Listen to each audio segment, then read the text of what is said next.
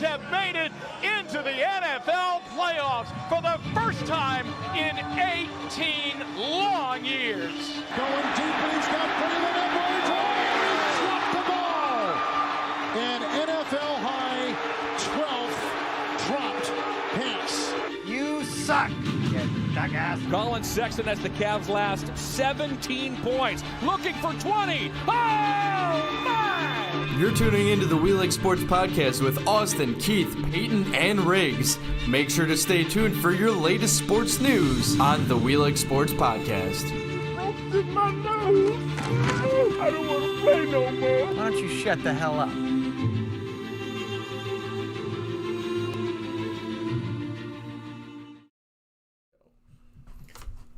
Welcome to the We Like Sportz Podcast with myself, Riggs, here with Payton Vince. We also have a friend / guest with us in the house. Hopefully he's a long-time visitor, become a friend of the podcast. We have Mr. Pat here with us, everybody. It's only if you guys like me. Well, so far we do like you. We hope our friends here on Facebook Live like you, our friends on Twitch, Instagram, YouTube, Spotify, Apple, correct? All of it. We're on all this? Yes, yeah. all You're this. Just making me more nervous. No. He's over here shitting his pants. Live from KM Boys Studios here. Shout out to Hooligans Gym. We got a heavy show for you today. Stephen R. Smith will be in the house today. He will be getting in the ring with Payton, and he is also, you're going to get the rematch of the century. Even though Stephen R. Smith owes him the belt, he's going to give Payton the belt back, and then they're going to have a rematch for the Get in the Ring Championship. So are you ready? No, honestly, I was looking at, let me pull up Stephen R. Smith's tweet, because that's, that is not the way he worded it. Okay, so I'm new. All right. Stephen R. has a Twitter? Yeah. Yeah, Stephen R. Smith. Yeah, no relation to the corporate one, but I'm going to have to follow all this. So it's Stephen R. Smith 15 on Twitter, and he just makes shit up. But anyways, he ended up tweeting out, "Tonight I give me, Payton Vance, his rightfully desertery? I don't even know what that means. He'll explain it. Get in the Ring championship belt. And that's it. So I ended up tweeting back, and I said, so are we not facing off for the championship, and you're just giving me the belt? Like, he never replied back either. So I don't know what is really going on. Like, am I getting the belt? Because according to Stephen R. Smith, this is not happening. Like, we're just going to be talking sports. I just get the belt. I mean, I don't know if he's giving you the belt, and then you're the rightful champ, and then he wants to rematch right after. But, like, I just got the belt back. It's not my fault that he was irresponsible.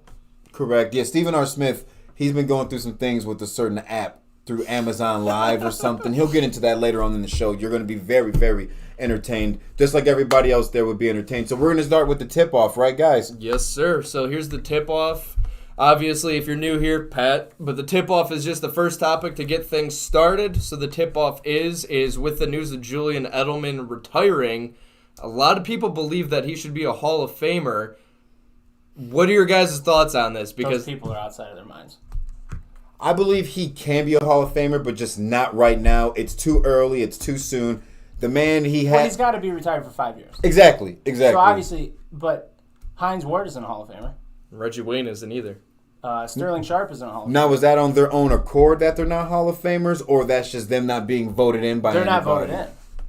Okay, so no, you're exactly right. There are people that are way, way on top of that list next to Julian Edelman. Yeah, absolutely. Now, Julian Edelman, yeah, he is responsible for that damn good catch in the Super Bowl against the Atlanta Falcons. That's what I heard somebody say. Julian Edelman had a great career with Hall of Fame moments, not a Hall of Fame career with Hall of Fame moments. Wow, Because okay. you can't put somebody in the Hall of Fame. He had 19 playoff games. Okay. That's the only reason people think he should be in playoffs. That, and he's got three in the Hall of Fame. Super Bowls with Patriots Nation. That's another reason he why won an people are MVP. hyping him up, He won right? an MVP, Super Bowl MVP. I just don't see it. Also, the thing is, too, is how much, like, if he did not end up having a quarterback of the caliber of Tom Brady, is he a Hall of Famer, and is this even a conversation? Tom Brady made tiny white guys' careers. Julian Edelman. Tom Wes Brady's whole Welker. career. Yeah. Yeah. Wes Welker, to Like, me, that is... who was the guy, he wasn't white, but Troy Brown, he had like 11 or 12 receptions. Wow, okay. I think I remember him briefly. Mm-hmm. But, like, that's just... what Tom Brady does. Yeah, like, literally, like, all the guys, and also he's somebody, too, that it's taking players, like, at this point in his career under his wing, like Antonio Brown. You have him that... Antonio Brown was out of the league pretty much and never even a thought again, but he ends up coming around, and it's not New England where Bill Belichick's the boss, but it's now Tom Brady in Tampa Bay, and look what happens. That's like the conversation. Like, is it the Tom Brady way or is it the Patriot way? I mean, honestly, that's the most difficult That's thing. way off topic. Right.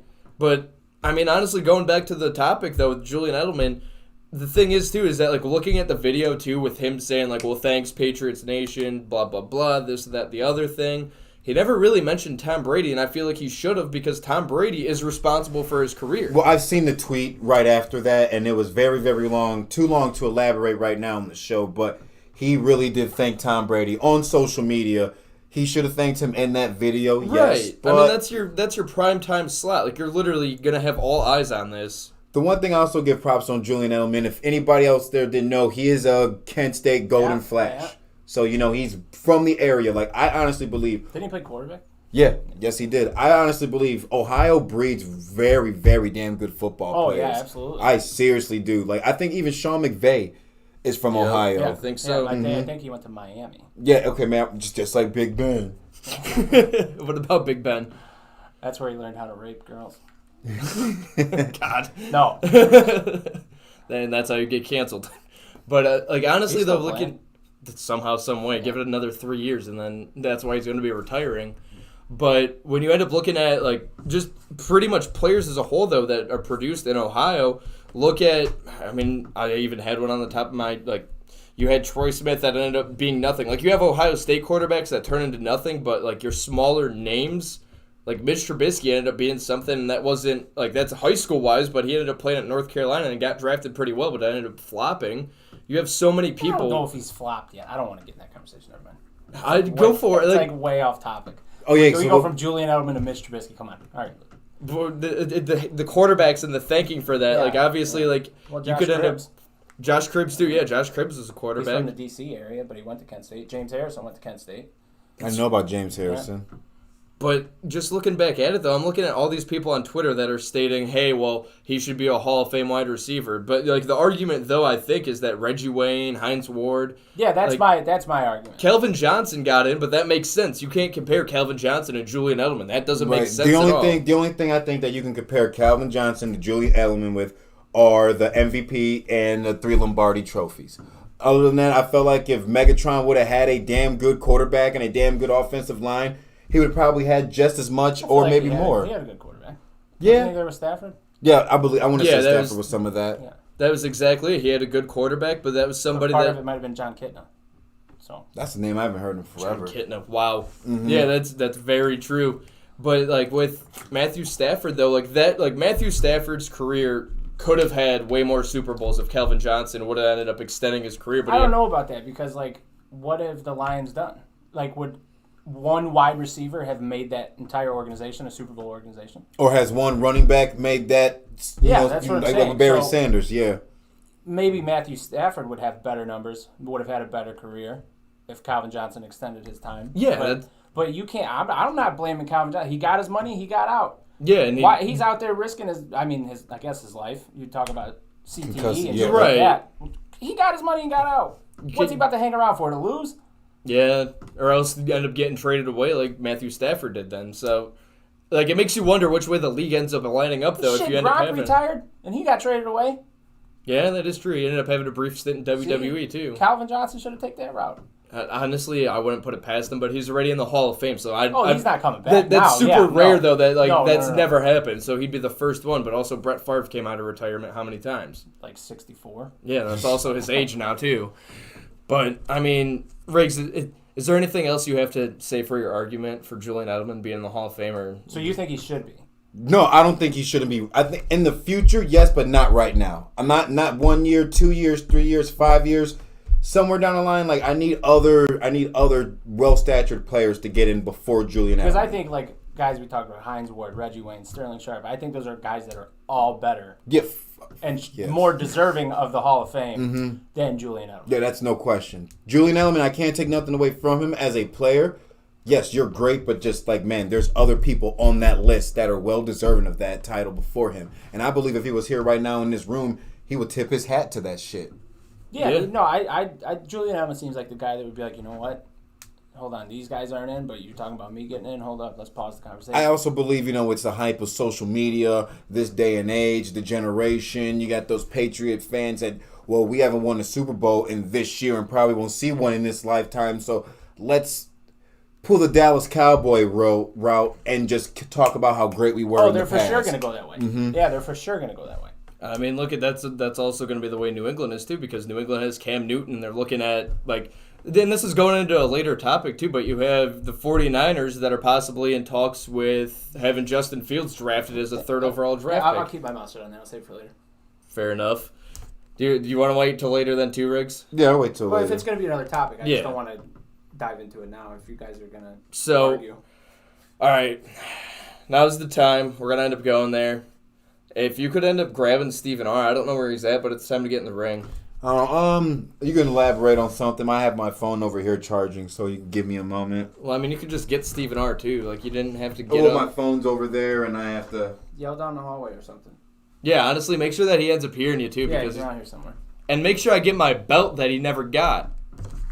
But I mean, honestly, though, get in the ring. So Pat, like we were saying, this is kind of like the version of an ESPN show that you have pretty much 30 seconds. 30 seconds to argue a point. You're going to end up pulling up your stopwatch this time, and you're going to be keeping points. So you could end up taking this out. Whoever ends up making the most points in that 30 seconds, just count them on your fingers, and we'll go from there. Got you. But, I mean, I'm the defending champ at this time. So then why don't you have the belt? Because Stephen R. never brought it back. Okay. So he's been very forgetful for it, gotcha. and he's giving me it back 3-4 weeks later, so it's about time. What are the topics? So the topic-wise, I mean, honestly, usually it's just spur of the moment. Why does it look like you're about to be Stephen R.? Get in front of the camera. Real quick. You look like you're about to preach in a church. Holy shit. You need to watch your everlasting peanut butter and jelly mine, brother, before I hand you another championship here live. Stand up. Hold on one second. I want to introduce myself. My name is Stephen R. The R means ridiculous. The R means rambunctious. The R means rockneys. The R means ratatouille. Stephen R. Smith. People are going to be mad about COVID, shaking hands.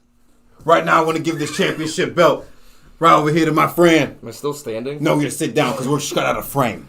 This is the Get in the Ring-a-Ding championship belt. Now your man's been going through some problems with the app that I've been going through. Yes, but now I'm here. The belt is here. The belt's refurbished for my friend Payton, PG Vince. PG? Yes, PG Vince. I said shit. Payton. Yes. I'm going to bring this belt to you, the belt that you deserve that because you won it from me like a man. And now when I hand you this belt, I want a rematch. So, like, there's a small problem. That's what, like, before you interrupted and came in like a Bible-looking priest guy, I was coming up with...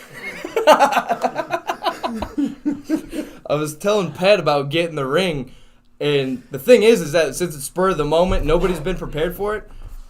Off the cuff, you come up with a topic, whatever one could argue for and against. The first one would have been a good one. I know. that would have been a good one, but I mean, Stephen R. could get into that a little bit later on in the miscellaneous segment about Julian Edelman and being a Hall of Famer, so you could get into that a little bit later on. You look like you just got out of church camp, honestly. Like, it's bad. Well, you about to need a damn prayer and a hallelujah for me to beat your ass. All right, so Pat, did you end up coming up with the topic yet? Let's go with, I don't know how you guys feel about it. I'm new. I haven't watched every episode, every second. Let's go with, will the Indians make the postseason? Okay. All right, who's starting it off? Not win the division. I'll just make the postseason. All right, who's starting it off? I'll start. All right, start the timer in 3, 2, 1, go. I don't think the Cleveland Indians will make the postseason. Why? Because you're missing Frankie Lindor. Another thing, you got a dark cloud over Progressive Field, and that's the name of your team. The change of the name of the game. Another thing, I think Mr. Terry Franconis, the manager of the team, he has a big trouble in the outfield. Angels in the outfield is needed in Progressive Field. Do you get what I'm scratching at? The Macho Man with the Slam Jim in his mouth. I just snapped into it. Another reason why the Indians won't make the postseason, I believe there's too much pressure in those pipes. Pressure don't make diamonds in Progressive Field. It ain't happening this year for you guys. Too much drama. Done. All right. I'm gonna beat your ass.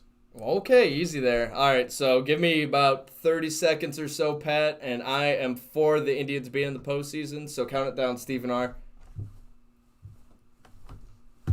All right, so the Cleveland Indians are making the postseason. I know within 2 weeks I'm already making that judgment. But the thing is, though, is that Stephen R., this is a team that's based on pitching. The pitching hasn't changed. It's still remained the same, but the offense needed to come around. And the offense has came around within the last 2 weeks. And right now they split with the Chicago White Sox that are going into Game 3 tonight.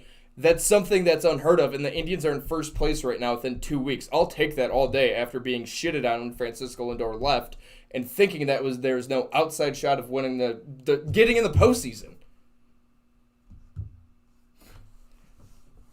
Now, before we get into this optimistic time, isn't there words you wanted me to describe on my Twitter before I gave you this championship? Oh, yeah. Yeah, hold on. Kind of word. What was the word? It's like the Trump Kafif tweet.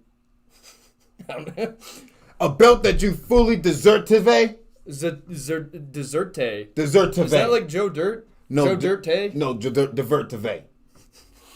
Something that you got with great granted and you worked for it.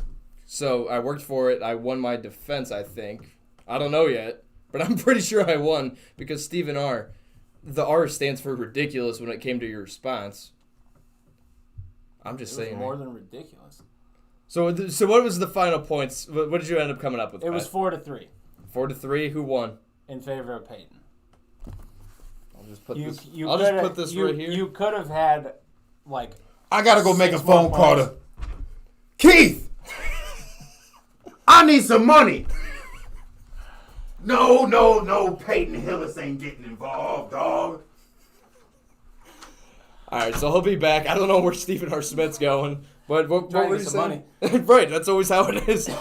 No, but the one point you brought up about the Indians being based around pitching, and it's absolutely correct. The bullpen's better.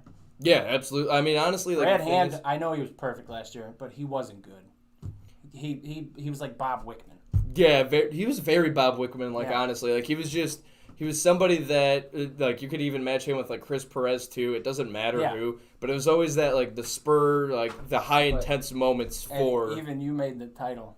Yeah, Emmanuel Clase is your closer. Mention him. I know, but, like, I felt like... And Karinchak with another, I mean, if you want to call it a year, but...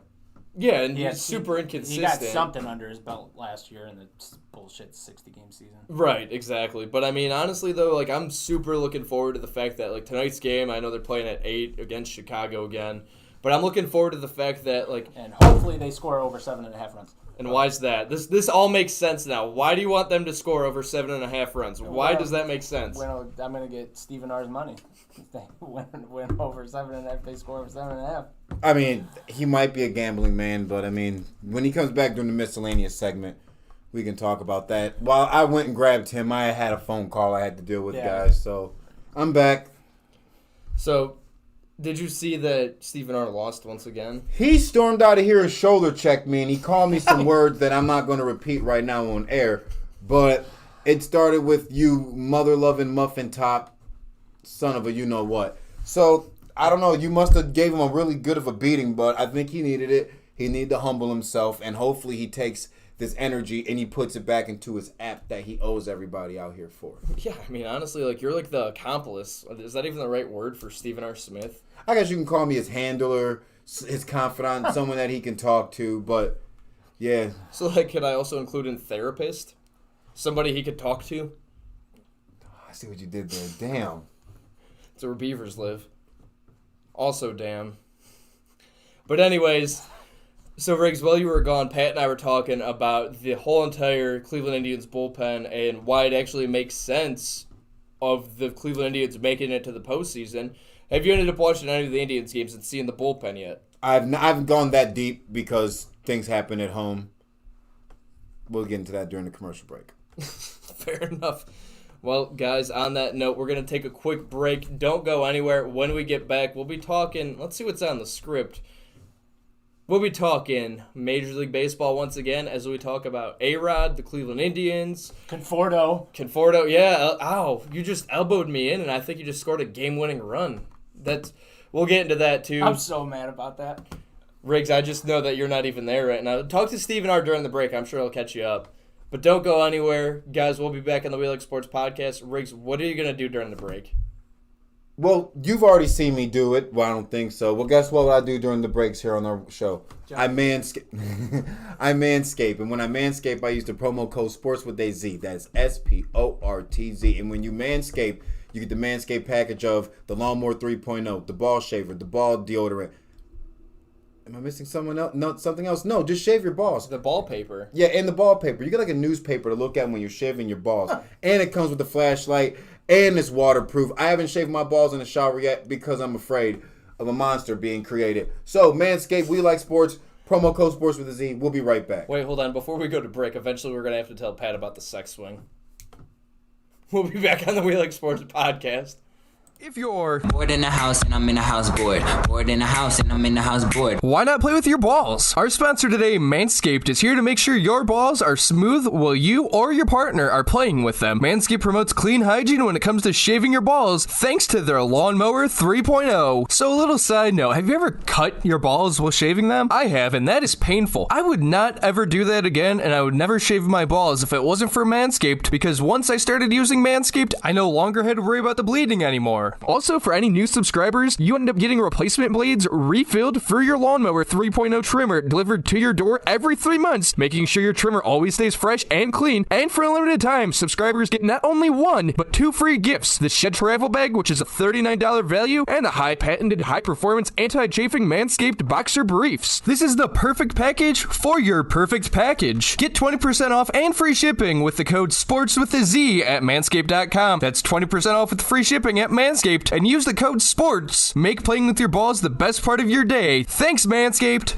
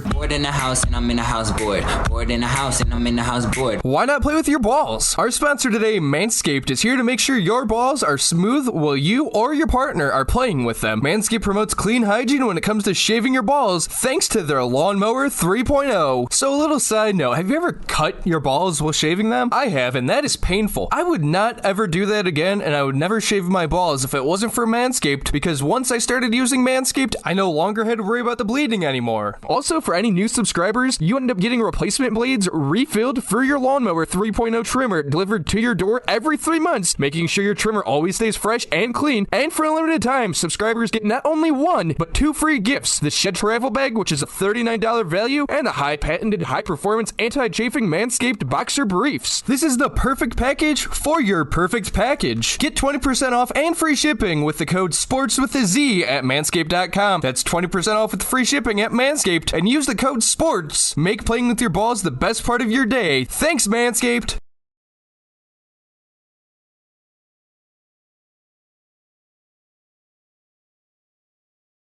Welcome back to the We Like Sportz Podcast. Shout out KM Voice with myself, Riggs, Payton, Vince, our friend Pat, guest, hopefully a longtime friend of the show. And we're back. What are we going to elaborate on this time, gentlemen? So we were talking about the Cleveland Indians, but before we get into that, since it's fresh on the mind, let's talk about Michael Conforto from the Mets leaning into a pitch with the bases loaded against, I think it was the Marlins, too. Mm-hmm. And that's what won them the game. And Riggs, you ended up making a very accurate statement. Just start us off with it. What did you say about the fact that Michael Conforto leaned into a pitch to win the game? It looked like are they allowing flopping in Major League Baseball? Where's your athletic ability and your mind to want to compete and actually hit that pitch and not actually get hit by it? Like, I just feel like it was not petty, I guess you can call it petty. There's a word that I'm trying to figure out. Ridiculous, yes. Rambunctious? Yes, that too. Rockness? Damn. You guys gotta go. I can't think of the word for it at the moment. Pat, go ahead with it. It was terrible. Like, just straight up. Like, you're almost, like, talking about cheating. Yeah, honestly, like, the Mets ended up doing... Right. Like, I'm not going to put it in the same category as the Astros. If Bill Belichick coached baseball, that would be his go-to move. That's so accurate, though. Honestly, like... And it's not even... Like, people talk about him, like I said, we were talking about not making an effort to get out of the way, when he clearly made an effort to get in the way. Right, exactly. It was a strike. How can a pitch be a strike? Hit the batter, and the batter not get called out. If the pitch is in the strike zone. And, like, the thing is, too, is that you even mentioned that Conforto ended up leaning into it, and the umpire was getting ready to ring him up and you could see strike him out. And, oh, my God. It's just... This is where baseball's at right now, and it sucks because it's the Mets, and it's going to be, again, like everybody ends up, like, not everybody, but a good amount of people end up thinking that Francisco Lindor is, like, the new villain of baseball. Cough, Keith, hi, how you doing? But, I don't know you, but hey. He's the one that's our co-host. Yeah, I know. I don't know you, but hey. But he ended up saying, like, Francisco Lindor is the villain of baseball now, and then you add on the fact of Michael Conforto doing this. I disagree with that. I wish he was here, because I don't want to debate a guy that can't debate. Right. That's not here to do. Right, I hear what you're saying. How is Frankie the villain of baseball? I think he's more of the villain of baseball just in our eyes in Cleveland, Ohio. Absolutely. And plus the shit he's been talking, like, oh, they were, basically saying the city of Cleveland was too ignorant enough to want to learn my full name and call me Francisco, so they call me Frankie.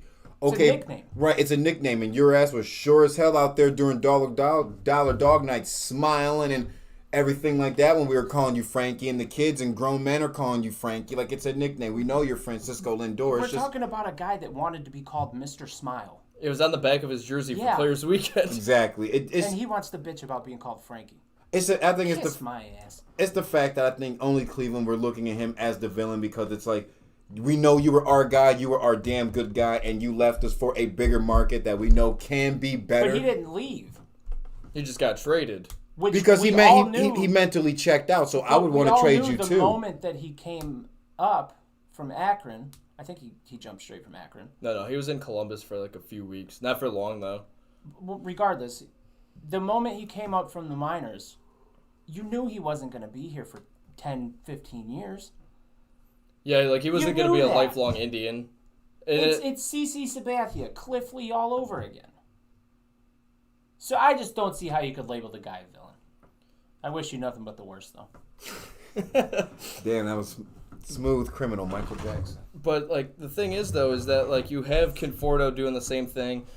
And, like, I'm not comparing this to the whole entire Houston Astros situation, but it's, like, again, you're cheating and taking that extra step in the game or that unwritten rule. But there's so many unwritten rules now that are being broken. Like, That's baseball just needs to redo everything. And, like but we not were saying, with Rob Manfred. Like we were saying during the break, in the Atlantic League, you have MLB rule changes now. You have them extending the mount and a foot and 6 inches, and you have a double hook in which you have your starter once they end up getting pulled from the game. Your designated hitters pulled too. And does that mean is the pitcher hitting? Is that just an out? Or is there only 8 guys in the lineup? Right, exactly. What is, like, obviously this is the purpose of all of it. And I don't. They're doing all this test run stuff in the minors. What doesn't make sense to me is, like, if it's, you said it was to get pitchers to go deeper into games. Right. But what I don't understand is, no matter how you do it, there's still 27 outs in a baseball game. Yeah. So I don't understand. I need to read about it. I don't understand how it lengthens your starting pitching. Like, looking back on that specific ESPN article, or MLB article, sorry, it was ESPN, and it keeps on, technology. But you ended up saying that for the double hook rule,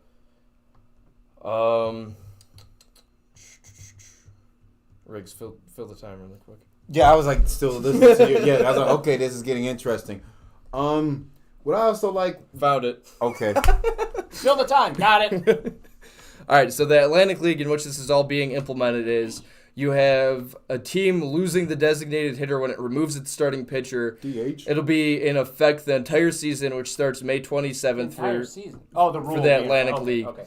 The goal is to see starters pitch longer into games, creating more value for them and increasing late-game strategy. Okay, so what you're trying to do is force a starting pitcher to throw more pitches because then you lose your... How fucking dumb. And then you end up having Tommy John surgery and your arms wear and tear throughout it. Now, do you think this is the league wanting to excite the game and bring younger viewers in and shit? I think it's them wanting to shorten the game, which I've never seen an issue. I love baseball. It's my favorite sport.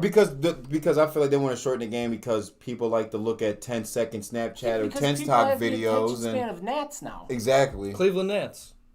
No, please, no. That would have been a good getting a ring topic. The name? Yeah. There you go. Stephen Ardbeck. Well, he told us last week on the show because there was the Mississippi Toledo Mud Hens. Yeah. That was because the farm systems used to share the same names back then. He'll probably elaborate on that when he gets back in at the miscellaneous segment at the very end. He's probably on the highway smoking a cigarette, being upset. Begging for change. Keith wouldn't pay him. It all makes sense now. So, is there anything else you guys want to hit on for the whole entire Conforto situation and leaning in on a pitch? Because the next topic, I really enjoy the next topic. It's a bitch move. It just pisses me off. It's such a... There's no flopping in baseball. There is now.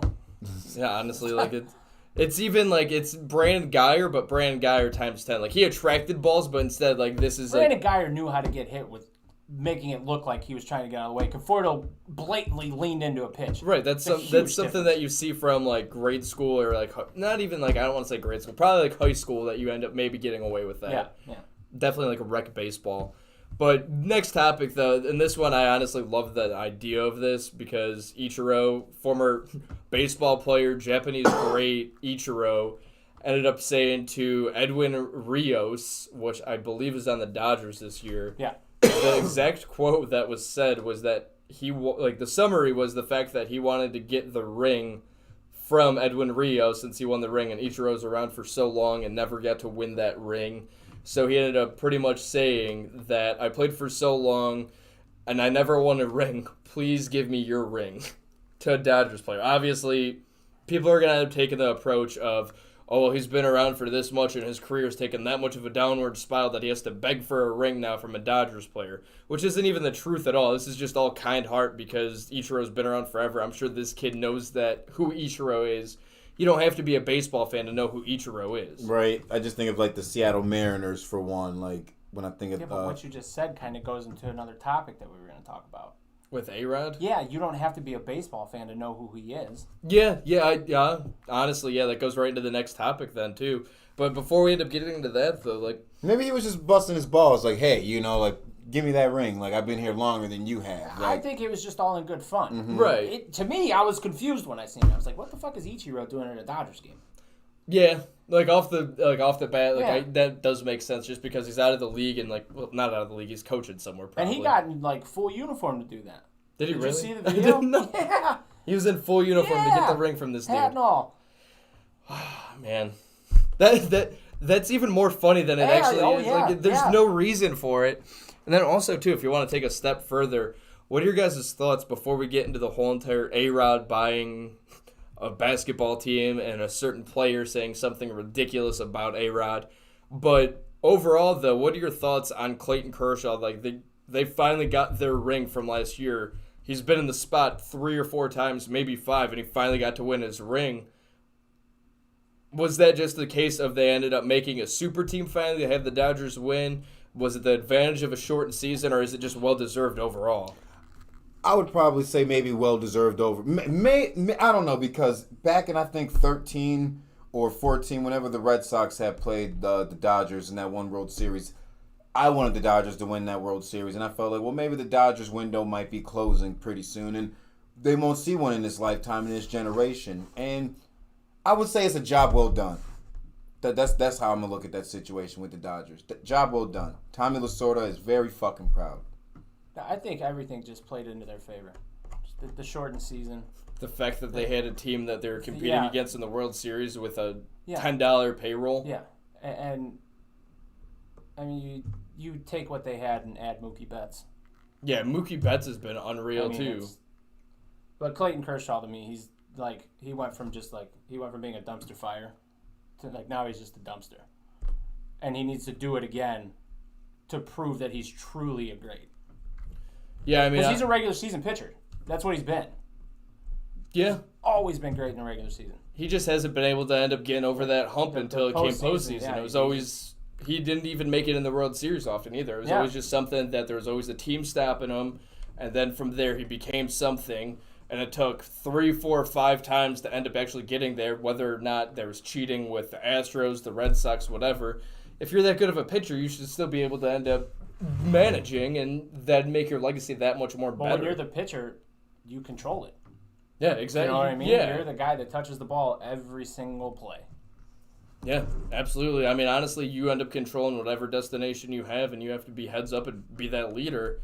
And I mean, that's you and I both know that from softball. You got to have somebody that's vocal overall, and that's why people don't like you, is you're vocal. Gary Matthews says, "Ha ha ha! Is that Pat? Unreal." Payton, say hi to me. Hi, Brandon Andrews. Sup, warning track guy. Warning track Gray. Gary? Wow. Gay guy Gary. Gay guy Gray. Gary. I'm not saying... No. What's up, Gary? Yes, it's Pat. But I love how you ended up calling Gary gay and you don't even know him. I wasn't trying to call Gary gay. It was just, I got tongue-tied. Sorry, Gary. He has a girlfriend and he found her on Tinder, so there's hope for you out there. Oh, no, I'm cool. But going on to the next topic, though, this goes into the whole entire Ichiro and going into a team or a guy that should be well known in literally life. So you have A-Rod that buys the Minnesota Timberwolves and Mark Lowe, that's a billionaire, and this is effective in 2023. But Anthony Edwards, who got drafted by the Timberwolves last year? Yeah, #1 overall. And he ended up saying that he didn't like basketball. Like, he just plays it like he doesn't watch basketball. I remember that shit. He's that guy. But this time around, he ended up saying that he doesn't know who A-Rod is. This guy, seriously, he doesn't live in a pineapple under a sea. He doesn't live under a rock. He doesn't live on Mars. This guy is seriously, I feel like he's honestly maybe too ignorant for his own reality. Because it's just like saying, you might not watch professional wrestling, but if I say the name Hulk Hogan or Shawn Michaels or... Who? No, I'm just playing. Stone Cold Steve Austin. What? But you know what I'm saying? Or, oh, I barely watch baseball, or I used to. Babe Ruth. You know who I'm talking about when I say names and iconic figures.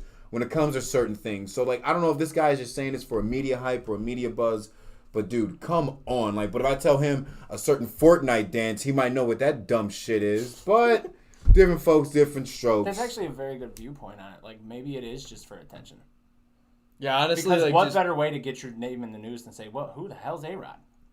Alicia Lee and Tender Low Blows. Wow.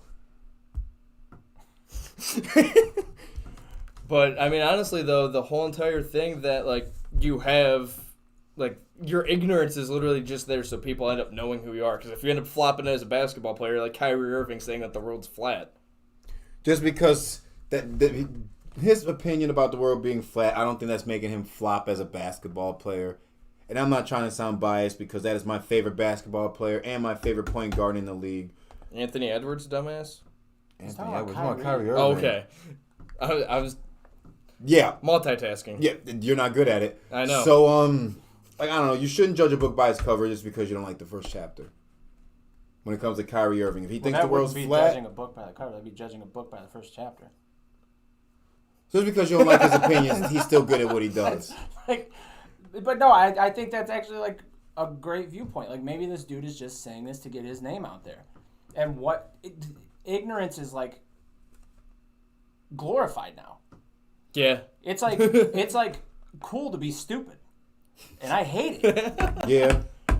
And I'm not saying like sports is that be all end all anything like that. Like knowing who A-Rod is, oh my God, you're a dumbass. No, but you should at least have an know idea who A-Rod is, right? Like, cause like you and I were talking about off air with A-Rod, like you had the steroid scandal. Like, yeah, there's I'm so 25. much there. He's banging J-Lo. Yeah, or Yeah. was or whatever. Like- I don't even know what he's doing now. Or was which one of them also was banging Cameron Diaz That might have been A-Rod. and Tori Wilson? Yep, that was A-Rod. Yeah, so I mean, there's multiple ways to know this guy outside of baseball. Like, there's literally 6 degrees of A-Rod. Right. Like, that's just he's well known, and you end up having money as is. If you stumble upon ESPN baseball, you literally hear his voice. I guarantee, like, if this dude is out here saying, I don't know who A-Rod is, but if you probably look in his damn closet and he has a Yankees hat, like, that's ignorance. Yeah. That's right not saying there. much, though, because, like, LeBron has a Yankees hat, too, and he doesn't even know what fan he is each day. But he knows who A-Rod is, though. Yeah, it's whoever's winning. Yeah. Oh, yeah, LeBron knows who A-Rod is. Like, that's like Anthony Edwards saying that I don't know who A-Rod is or who's that is the equivalent of saying I don't know who LeBron James is. And I don't even know if it's the equivalent, but it should be up there in the same category. Very close. Yeah, like you know the guy because he's somebody, again, young career. You ended up starting out young. You ended up having one team. You ended up leaving that team. You ended up getting paid. You ended up not going back to that team. And he's one of the greatest of all time. Yeah, he was a great defensive. He didn't need steroids. Right. Take steroids out of it. A-Rod is one of the greatest baseball players of all time. Mm-hmm. Like, that guy was ridiculously good. But, again, though, like, does A-Rod, and this is always a question that ends up getting brought up, but does A-Rod end up having a chance at being in the Hall of Fame because of steroids? Or is there a steroid wing that you have to create? Yeah, see, that's why I don't know if I heard the conversation somewhere before. It might have been on Probably, because that's something I always say. Something to get guys like A-Rod, and David Ortiz. Hey, he had a scandal. Is he going to end up in the Hall of Fame? So he needs to be in. Who else? Roger Clemens. Kurt Schilling. Kurt Schilling has nothing to do with steroids. That's all about political views. What about Canseco? He had a ball hit him in the outfield. Like that was in Cleveland. Did you know that? Yeah, I didn't know that. It's always funny seeing that, like that clip. Like literally, like you got a ball hit off your head and that was a home run. Yeah, that's great. I don't think you can put him in the Hall of Fame just because like your brain literally showed that you're not capable of doing that. No, I didn't know if he was on steroids or not. I just he was. Yeah. Palmeiro, Canseco, McGuire, Sammy Sosa. Sammy Sosa, like he got really, like he's Michael Jackson now. Have you seen like him pink. now? Like yeah. Shit, I didn't even you notice. Haven't seen him? No. Oh my God, dude. Hold on. I wish there was a way for you to flash a picture up on the camera. If our producer was over there, he's like, hi, don't be afraid. Like, like it's crazy. Hold on. Like he's not black or white; he's pink. Damn. Right. He really is. Yeah. Does he have the same thing as Michael Jackson? And like, no offense at all, but like, does he have the same thing? He did the skin lightening, the dyeing, pigmentation. whatever. Yeah. Holy shit. Like, that's not the Sammy Sosa I remember with a big thing of chew in his face. Right, if he was walking his door right now, you'd probably think, what the hell? Yeah, like, who like are you? he was the guy like after 9/11 that hopped around the stadium or around the he ran ballpark with the with flag, the American flag. It's like, what happened, man? Wow, that blows my mind. Like, looking back at it, that blows my I mind. think Stephen R. Smith should do that. With skin complexion? Yeah. Honestly, he said he was ridiculous. Make sure you give Stephen R. Smith a call here soon and end up finding out if that's something he's interested in. But going on to the next topic then. So this was something about probably a week ago, and this topic was actually relevant and made a little bit more sense. But now that gap's, I don't even want to say has been filled, but at least it's been temporarily filled. But the Indians needed an outfielder. Oh, my God. They got rid of an outfielder in Tyler Naquin, and he had 5 home runs and 21 at-bats as of last Saturday. Obviously, that's changed, but how about the fact Tyler Naquin... It's like 5-41 now or something like that. That could very well be true. When you sent me the rundown about what we were going to be talking about, tip-off, whatever this is called, I'm new. I wrote down here, Tyler Naquin would be the Indians' best outfielder right now. Now, was that before, like today you wrote that down? Yeah. Or? Yeah. Who's better? So right now... Take everything into account. He's batting like 290. 5 home runs and 31 at-bats, and he's batting 290 in 9 games. I mean, honestly, though, I hate the fact that this happened because he's playing with the Reds, and that's literally like 3 hours down south. Yeah, it's right down 71. So you end up having this potential. You end up having Eddie Rosario that I'm not disappointed in. You have, I don't know who's in the right anymore. Like Naylor, yeah, and then center field Josh keeps on Naylor. switching with Ben Gamble, Jordan Luplow, and then you end up Hasn't having Rosario been out there? Rosario Yeah. too. But that's been hesitant on, and you're switching at him at shortstop with Jimenez, and it's a dumpster fire when it comes to the outfield. It's kind of like last year when you had 8 outfielders. I actually think right field's okay. Yeah, I like Naylor out there. Yeah, but left. Who did we say was in left? Oh, Rosario's fine. Rosario, too. yeah. But you like center field, and that's like the mainstay. Like that's where your best defender needs to be. Right. We ain't got one. No, like honestly, like Naquin would have been perfect. But again, though, you can't plan this shit ahead of time. Like nobody, like you ended up taking this risk, and chances are he ends up finishing maybe end of the year, probably 20 home runs. Right, and he might hit like 270. He's not going to hit 300 all year. No, absolutely not. He's not going to hit 35 plus home runs. He's not going to drive in 85 plus runs. But he's going to be a consistent bat. He's got a gun in the outfield, and he's okay defense. He takes some poor routes to balls sometimes if you watch him. Do you think the We talk about 2016 too. Holy shit. Do you think the Cleveland Indians can improve the center field position by the end of the season? Yeah, sure. Bring up Daniel Jet Johnson. Yeah, honestly, I think like you end up you got to see what's there. Whatever you end up having wise right now with the Indians, like right field, Naylor's probably not finishing the season in right field. He's probably going to end up being at first. Yeah. You could have Nolan Jones in right field, maybe. Maybe that's an idea because you taught Yu Chang first base in 3 weeks. Do you know how old he is, top of your head? Nolan Jones? Yeah. I want to say Tristan McKenzie's like 24, so I think they're like 23 or 24 both. Because he's got to be right on the cusp of being called up. Yeah, like it's expected any time now, pretty much. Well, the minors started late this year. He's 22. He's way younger than I thought. So they're not starting till May, right? Yeah, that's when the new rules are implied too. When you end up switching whatever. So I think you're going to see Nolan Jones before the end of the season. There was, I forget where I heard it, but they were talking about trading Jose Ramirez because of his contract. You could pretty much name your price for Jose Ramirez. His contract and the way what he brings hits to the as table. is. I would be pissed off if they did it. Oh yeah, most definitely. But there was talk about doing that. Nolan Jones, his primary spot is third base. Right, and that's why they're trying to move everybody around, is just to make sure that everybody fits. But to answer your question, you asked me, do I think the Indians will resolve that issue? If they do, it's going to be from within. I don't see them going externally and finding and being buyers at the deadline.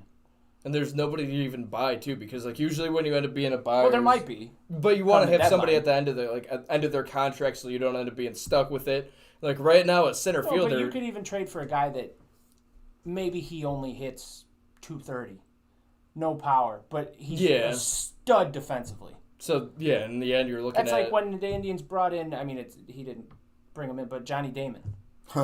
Yeah.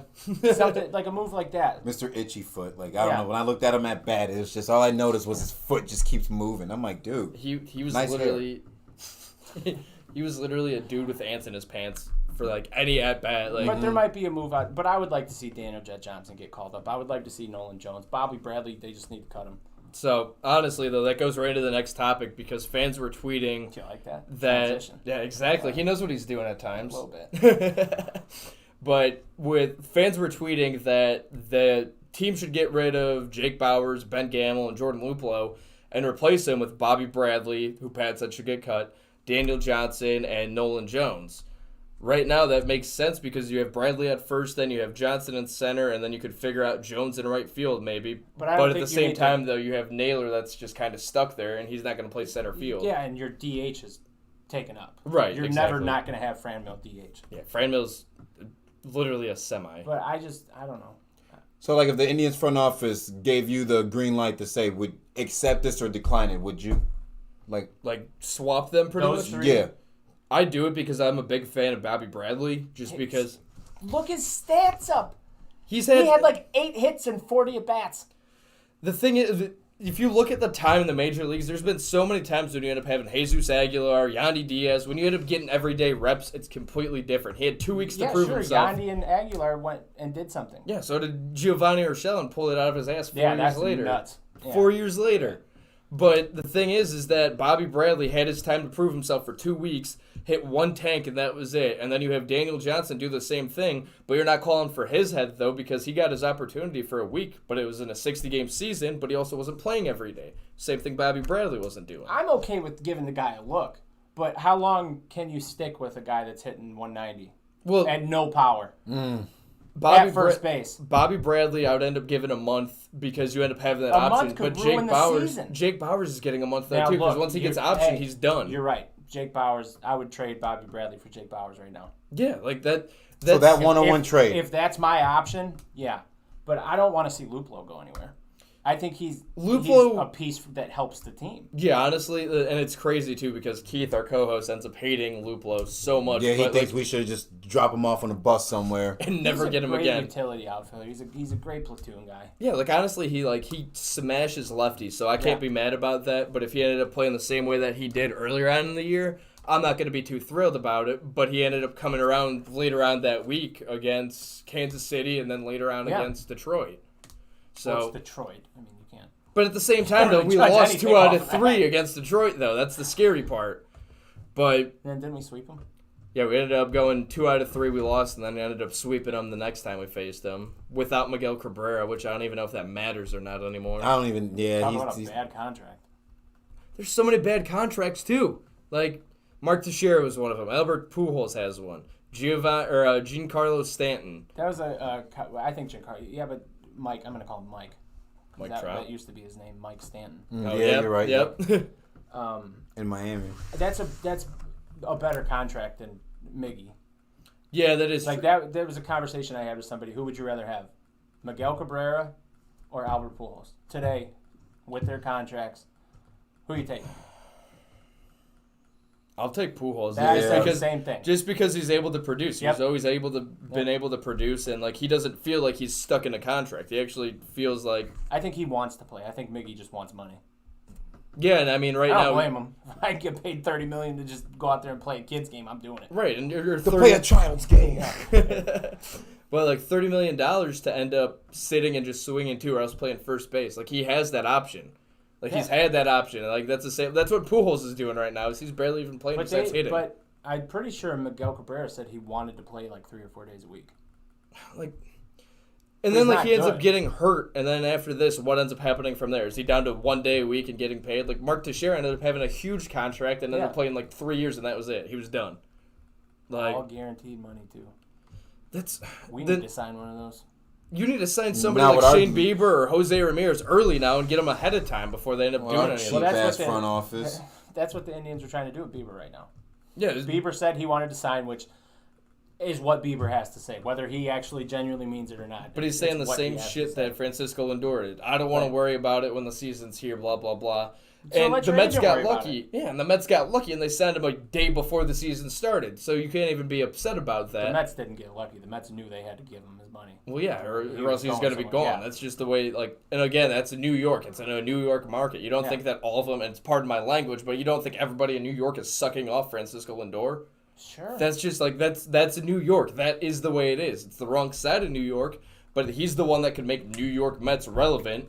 And you could go into the topic of Jacob deGrom he ended up doing something Shane Bieber did. This isn't even a topic on the script as I see you scrolling. His name is actually...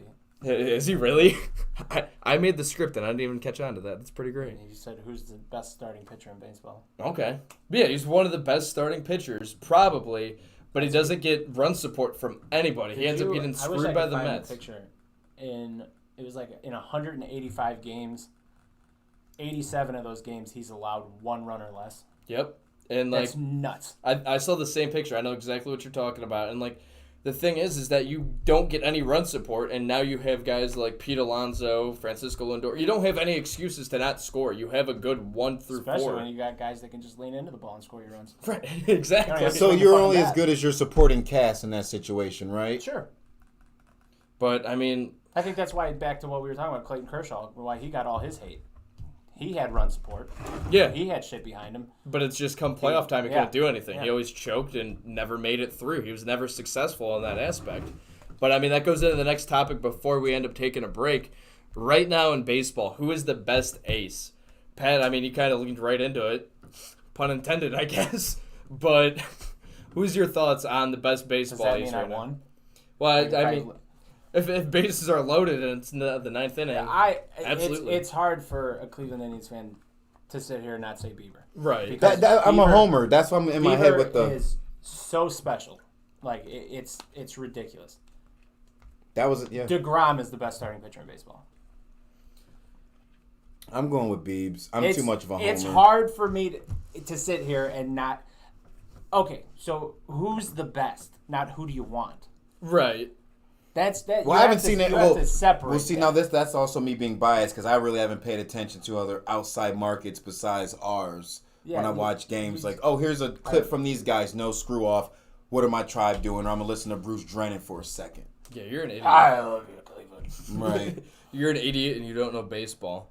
But I don't know. It's very hard if you're an Indians fan to sit here and not take Bieber because, like I said, he is just special. So... According to, ESPN Plus, they had rankings of the MLB aces. You had Jake DeGrom at 1. From 2018 to 2020, his average ERA is 2.10. Nuts. At 32 years old. Got Garrett Cole, same thing, that same span, 2.71. I just don't buy Garrett. Garrett Cole is not successful in anywhere but Houston. Yeah. You had to cut your hair, and you ended up getting rid of whatever shampoo conditioner. You knew it. Oh, yeah, that's the garbage. Curveball. But then you have Shane Bieber that's at a 3.22 ERA, 25 years old. Right now, the youngest one on the list. That's crazy. He's only 25. Exactly. He's literally me in a week. If you look at the Indians pitching staff, top to bottom, the age it's ridiculous. Is nuts. They have an average age of 23 and a half. All those guys. Zach Plesac, Shane Bieber, and Savali were all in the same draft class. They didn't draft Logan Allen. Yeah, that was in a trade. Yeah. But it's ridiculous that you have so many talented pitchers, and they're only developing more and more. You have Cal Quantrill that came up big against the White Sox on Monday, and he's a starter, but he was in the bullpen. But the fourth one is Walker Buehler from the Dodgers, 2.91. Then to round out the top 8 is Steven Strasburg, 3.51. And Strasburg is somebody that was in the same sentence as Bryce Harper at one point, and now he's just kind of fell off a lot. They both came up close to each other. Yeah, they were literally hand in hand just about, and played at the same organization, same team. The Strasburg first start, I believe, was supposed to be in Cleveland. It was on a Sunday, and I was going to go, and it got rained out or something. Yep, I think I remember that. And then also, you had Strasburg, and there was also another pitcher from the Nationals too that were all they were both coming up at the same time. Oh shit. I know what Don't you're remember talking that about. pitcher. He must have not been as good as Steven Strasburg. We can't think of his name. Maybe he's as good as Steven R, though. But anyways, though, it's about time to take a quick break. When we get back, we're going to end up talking Cleveland Indians as they're down 4-0 to the White Sox as Come Mercedes. on, give me 4 more runs. He's just in it for the bets. But you got Mercedes hitting a 3-run homer, and the Sox are up 4-0 in the bottom of the fourth with, I think, Plesac on the hill, too. Yeah. But that's not going to change the opinion of the Indians. When we get back, we'll give you our opinion in the review of Week 2 of the Cleveland Indians. Also, we're going to end up talking about the NBA. You got LeBron James being out for the season, but the Lakers still have a chance. Well, out with an ankle injury. Thank you for catching me on that. I was making sure there wasn't news that I missed about him being out for the season. I got you. I wasn't trying to catch you and make you seem like a dumbass. I just really didn't know. No. It's just the ankle injury, but a lot of people are saying that the Lakers still after Jamal Murray's injury. Jamal Murray's out for the season. Yeah, after the injury, that's for sure. The Lakers are a lot of people are saying the Lakers easily clinched the West. Also, are the Cavs? Yeah, that's what a lot of people are saying.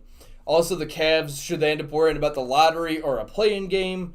Mark Cuban being upset over a rule, surprisingly. That bit him back in the ass. That he voted for. Yeah. And then Ben Simmons saying that a certain NBA player should be a defensive player of the year that is not on his team. So when we get back on the We Like Sportz podcast, we'll end up talking NBA, probably some NFL, all intertwined together because Steve and I ended up making a phone call or a text message to you said, and he's coming on right now. What? He didn't right now. You're hearing shit. So, do you want to end up manscaping really quick? I always manscape. Shave your balls. All right, we'll be back on the We Like Sportz podcast. Don't go anywhere. If you're Bored in the house and I'm in the house bored. Bored in the house and I'm in the house bored. why not play with your balls? Our sponsor today, Manscaped, is here to make sure your balls are smooth while you or your partner are playing with them. Manscaped promotes clean hygiene when it comes to shaving your balls thanks to their Lawnmower 3.0. So a little side note, have you ever cut your balls while shaving them? I have, and that is painful. I would not ever do that again, and I would never shave my balls if it wasn't for Manscaped, because once I started using Manscaped, I no longer had to worry about the bleeding anymore. Also, for any new subscribers, you end up getting replacement blades refilled for your Lawnmower 3.0 trimmer delivered to your door every 3 months, making sure your trimmer always stays fresh and clean. And for a limited time, subscribers get not only 1, but 2 free gifts: the Shed Travel Bag, which is a $39 value, and the patented high-performance anti-chafing Manscaped Boxer Briefs. This is the perfect package for your perfect package. Get 20% off and free shipping with the code SPORTS with a Z at manscaped.com. That's 20% off with free shipping at Manscaped, and use the code SPORTS. Make playing with your balls the best part of your day. Thanks, Manscaped.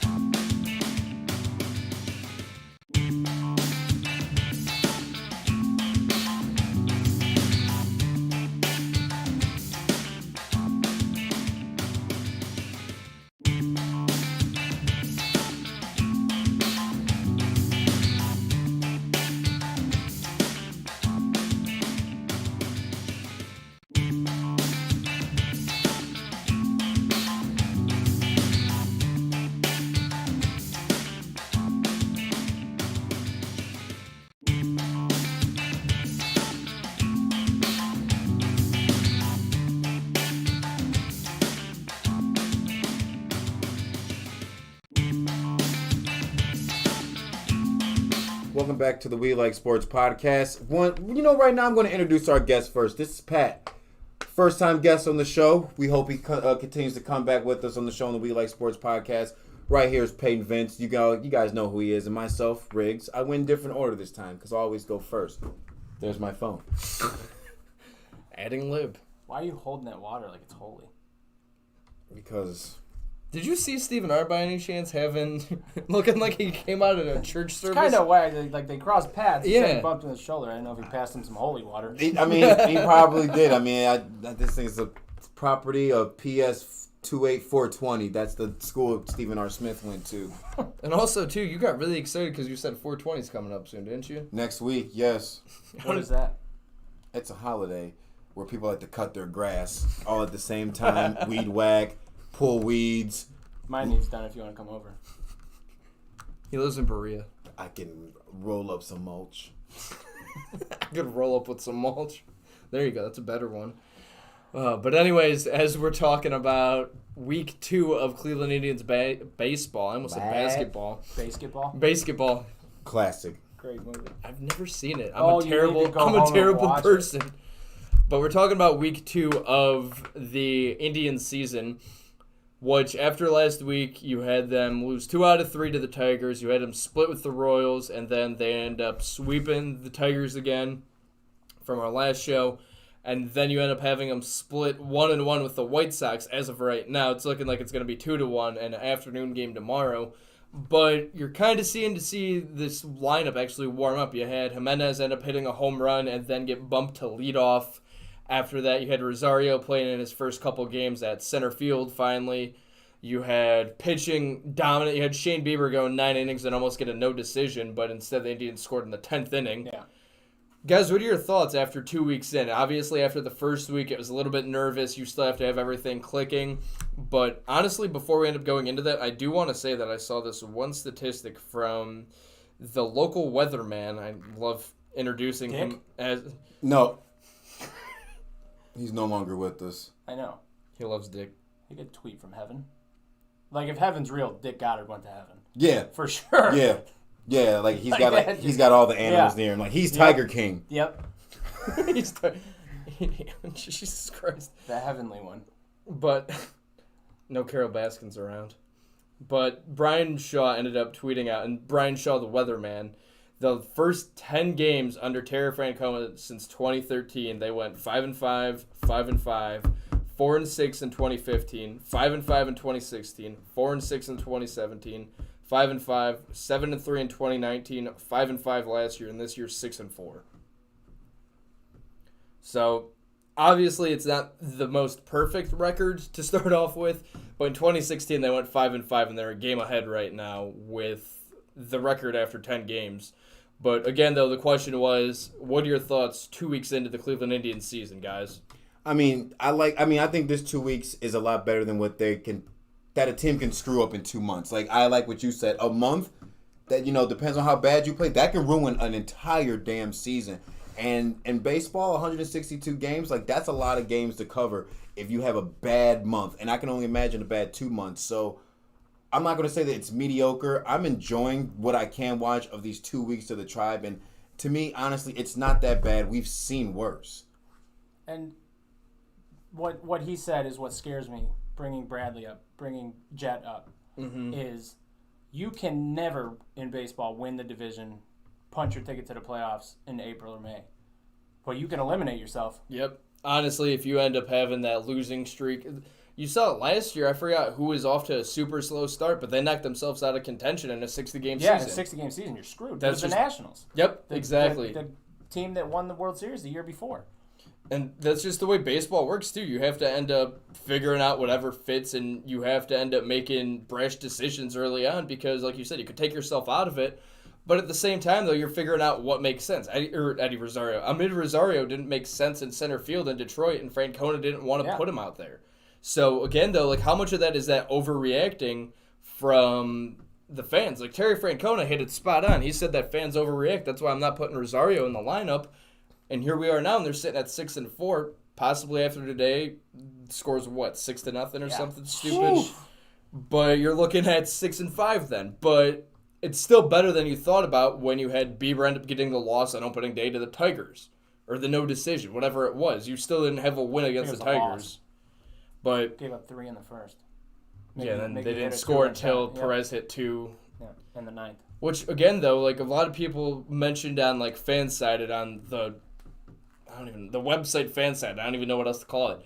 But you end up having them saying that maybe Roberto Perez is that extra player that you need somebody to come through, like Jose Ramirez was in 2016. Yeah, sure. Is he that guy this year? Is that somebody that's healthy that could actually make sense? I hope not. Yan Gomes could be that guy because like he needs to impress me. I mean, why do you call him not Yan Gomes? Because he's not Yan Gomes. Like when Yan Gomes, he's better defensively. He's a big Yan Gomes guy. I'm a big Yan Gomes Roberto guy. Perez is for sure bigger defensively. Bigger. I just like that cannon Yan Gomes had behind home plate when someone tried to steal on him. Like it's just. But the Indians had the best set of catchers in all of baseball when they had Roberto Perez and Yan Gomes. And you ended up having now like you don't have a bad combination with Austin Hedges and Roberto Perez. Yeah, no, it's fine. But at the same time, though, too, it looks like Austin Hedges is going to get majority of his playing time when he has Logan Allen throwing. Yeah. That's just the way those cards end up working. But that's how the Indians have always done it. Like it's Roberto always one Perez catcher always caught Trevor Bauer. Yep, exactly. And then who else? There was always a specific catcher, I think, for Corey Kluber too. Yeah, and like you also. But you also had. I want to say Paul Bird always had Kelly Shopik. If you want to date yourself way back to 2007. Kelly Shopik. What a name. He was a classic. Terrible. He was great defensively, though, in my eyes as a kid. If I'm a pitcher, I would like, a catcher out there that I can trust. Sure. You know what I'm saying? Right. Absolutely. That's what you want. And I like that also. It's kind of like with, you got the 1-2 combo in basketball. You got the point guard and you got the center or whatever position. And then you got the quarterback and you got the receiver. And you got the quarterback and the running back. So that does make sense with the 1-2. Like, hey, I'm the ace. I know if I bring the heat in this motherfucker's glove, he's not going to say ouch. He knows. It's like a marriage. Like I know your hand signals before you even give them to me. I don't think any of us know what marriage is like. How about this? No. How about this hand signal? What? That means fastball. But I think the pitcher-catcher chemistry is huge. Yeah, that's always important. I never get upset when you end up having a specific catcher for that pitcher. But even if you have a catcher that's good defensively, well, no, it's what I do. That has that communication, and I don't even know if Roberto Perez speaks great English, but he finds a way to communicate with the pitching staff. Yeah, and every one of the pitchers trust him. And that's something and it doesn't matter if that catcher only hits 220 with 13 home runs and 48 RBI. It doesn't matter because he's saving you runs. Like the defensive side is just as important as the offensive side. Yeah, absolutely. And the thing is too is that Roberto Perez probably wouldn't even be with the team still if 2016 never happened. You had him come through. You had him have an extended contract until, I think, 2022. That's when they ended up signing him at the time. And then you end up having him stick around, and now you're kind of not looking at him on the way out just because you kind of extend him and he's not going to be super expensive, but you're also going to look at Austin Hedges and be like, all right, if you could fill this void and actually end up being the same defensive catcher, this, that, the other thing, you're going to want to do that. Mm-hmm. Also, who would have thought that the Cavs are up against the Bobcats, the Hornets? Wow, Charlotte Bobcats. All right, Gerald Wallace. 75-66. Gerald Wallace. Mm-hmm. He was good for me. I thought that was Crazy Bone. Crazy Bone? I mean, he looks like Crazy Bone. Oh, man. But overall, the Hornets aren't good. No, they're not good. They but lost LaMelo. That is true. And they still have Rozier, though, too. So Scary Terry. Tom and Jerry. Whatever nicknames that you came up with. Isn't Terry Rozier from, like, Ohio? He's from Ohio, right? He's from... Shaker Heights? Yeah. Mm-hmm. Yeah. Okay.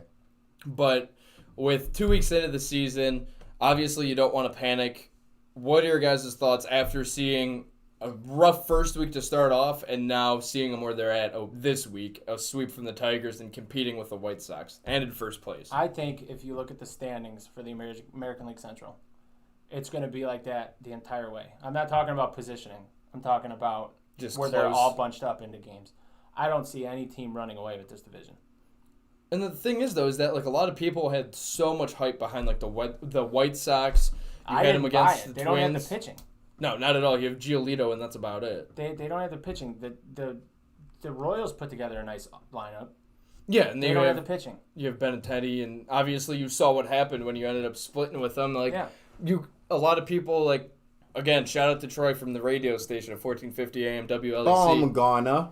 But he ended up saying that he would end up taking the Royals offensively compared to the Indians. Like, he ended up ranking the Indians in front of the Tigers with their offense. I'd hope so. But that was it, though. Everybody else was in front of the Indians. The Royals, the White Sox, the Twins. If you're looking at paper, exactly. He's probably not wrong. But you end up having Kansas City. You have to end up... Offense usually tries to transition into end up turning into a win. You can't win if you can't score. You have to have good pitching, too. Yeah. But if you don't have good pitching, you're looking at the Royals bullpen back at like 2014. You have Holland, you have Wade Davis. Like, you're having all these classic names that aren't even relevant anymore. The Indians brought in Brian Shaw, and that's about the only old school name that they have. Yeah, that pisses Keith off, right? Brian Shaw. I'm sure it pisses him off somehow. Whether or not, I mean, 6 and 4 through 10. Yeah, you can't beat it, especially. And I think the biggest panic that a lot of people have is that you remember the 2014 when they ended up having a 19-7 April, and then they turned into doing nothing, and people expect that. I feel like, and that's not going to happen every single year. You're not going to go 19-7. The 1 year under Wedge, they started like 30-15. Yep. And then they shit the bed and didn't make the playoffs. And that goes back to what I told you. You cannot make the playoffs in May or June or April or May. Yeah, unless if it's a 60-game season. Knock yourself out. Exactly. But is there anything else we want to hit on for MLB or the Indians, or are we going to end up going to basketball? Please score 2 more runs. So, going on to basketball now. Obviously, this is a question that's going to be very interesting if you're a Cavs fan. Right now, they're on the cusp of playing in the play-in games. Would you rather them worry about the lottery pretty much losing and working on a draft pick, or would you rather have them play the rest of the season, and if they happen to make it to a play-in game, are you playing in the play-in game or taking away your draft pick? I'd rather... Shit.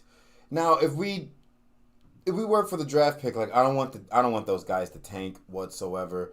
I at least want them to try and play good Cleveland Cavalier basketball, and I want to build for the future for this franchise, and I don't want to pull a Philadelphia 76ers from the last few years. Trust the process. Exactly. I want to trust the process naturally and organically, where you play your ass off, and whatever seeding that you have, if you make the playoffs, that's where you're at. Or if you don't make the playoffs and you got the 8th or 9th or 10th, 11th, 12th spot in the draft, and you work around that and you find out what you need to, fix those holes in your 12 to 15 man roster, pretty much. I don't want these guys to tank just so we can build for the future. So you're looking to win now? Yeah, hell yeah, we have to. Like that's no question. you're going to poison these young guys if you tell them, hey, guys, we can't win. You can't tell these young kids, hey, don't win. No, I don't want. No, I don't know. I don't want them. I don't want them backing to. You up. Oh, okay. I'm backing you up. You cannot go out there and try to lose, even though that's how the Cavs become better. Because the only way that they're ever going to be relevant again is if they luck up into a LeBron James. Honestly, yeah. Like the thing is too is that like it takes a lot for you and being a fan to be like, hey, you know what? Play as hard as you can, but within that last 3 minutes, let's just kind of ease off the gas. Imagine if you end up having a Kevin Porter Jr. again, and you're teaching this kid that's 20 years old, already pretty much a pain in the ass, and you end up having him, hey, you got 3 minutes left, then just tank and just ease off the ball. Then that next year when they want you to compete, he's doing the same thing. Can you actually get mad at him because that's what you taught him to do? That's what I'm saying. You cannot put that poison in these young guys' mind. But you don't want to get stuck in NBA purgatory. Like, what did the Atlanta Hawks ever do? Nothing. And ever. They were a pretty solid team. They had Vince Carter enough times. I feel like they got him like twice. And I mean, the 1 year they had 5 All-Stars.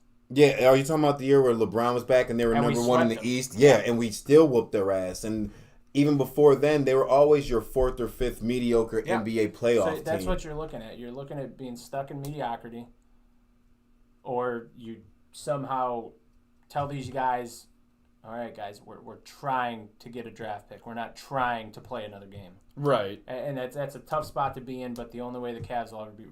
When were the Cavs good prior to LeBron James? Ricky Williams? Yeah, that's what I was thinking, like Craig Elo and those guys. Shooting at his own backboard to get a triple-double. That's before my time, Darius Miles? Ooh, wow. Darius Miles. Was Darius... Like, was I was on that actually, team? Well, Z was there. Mm-hmm. Okay, so you got Eric Snow then too? No, Eric Snow came with LeBron. Okay. That's when the Cavs went to the finals. Yeah, because Drew Gooden was on that team. Yeah. Drew Gooden. And you had Boozer then too. Then no, in that time Carlos frame, Boozer didn't you? lied to a blind man. Wait, hold on. I need to know the backstory of this. He lied to a blind man. Gordon Gund, the Cavs' previous owner, was blind. Did not know and that. Carlos Boozer shook his hand and said, "I'm going to re-sign with you," and then bolted and went to Utah. Wow. He's a piece of shit. You don't lie to a blind man. Right. Like, he didn't see it coming. No.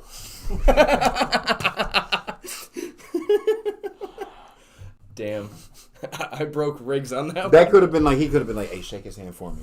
Hey, I'm interested in resigning. Yeah, like that's literally like that's like if I close the door and like Stephen R. Smith comes in and my eyes are closed and he shakes my hand. I thought it was like Pat's. You know, like it doesn't make sense. Like that's just like, again, like what's with people wanting to leave Cleveland? You have Francisco Lindor did it. You have Albert Bell that did it. So many people end up screwing you. Jim Thome even, but that's not talked about because he came back. Let's not get in that conversation because I hate him. Oh man. So that sounds like Keith. No, because I hate him. You know, honestly, just give it time, and I'm sure Pat's gonna end up telling that like DeWine's like Hitler or something of that sort. And I mean, he's not far off. So, changing topics. Jamal Murray ended up tearing his ACL with 50 seconds left. I seen that footage. I did. Such a good player too. Have the Lakers with Jamal Murray going down officially clinched the West? The only competition I think they end up having is possibly the Clippers, but that's about it. So you're saying that because Jamal Murray got hurt? Yes. Is this your opinion, or is this somebody else's opinion that you read and we're talking about it? This is somebody else's opinion that you agree with. I don't agree with it. I know Jamal Murray is a good player, but I'm also player. not saying that he makes the whole entire team when you have Jokic too. Yeah, but there's also other teams. Yeah. The Suns are good. The Suns are always, like, since the last year in their playing games, they ended up being relevant once again, and they proved themselves, and they added Chris Paul too. Utah's good, but I don't think they can do anything. I think Portland could make some noise in the playoffs. I always root for Portland in the playoffs. You got Dame time going. That dude is ridiculous. He's a very underrated rapper. Yeah. Dame Dollar, he really is. I always say that on this show. I haven't caught any of his tracks. So good. But like the thing is that like you have. I heard the Hulu one. Hulu. Sports. Oh my god. Hulu Live Sports. That was good. Yeah. God damn, you got me. I feel like everybody's seen that one. It's also the commercial with Baker Mayfield throwing it to whoever and then throwing it to whoever. But like the thing is though, I wish Baker was as good at quarterback as he is at making commercials. Honestly. Right, anyways, go ahead. But with the Lakers ended up clinching the West, my honest opinion. What are the Clippers? That's what I was saying, is that the Clippers could end up being in contention for clinching the West, and you also have the Lakers that are possibly out with LeBron until the week before the playoffs start. Did ESPN say that? Yeah, I don't think that matters. That was the timetable from... I don't think that matters, though. No, because LeBron's Megatron, pretty much. He comes back, he's going to be himself. Yeah. Mm-hmm. No, about Jamal Murray. Without a hairline. But like yours. Exactly.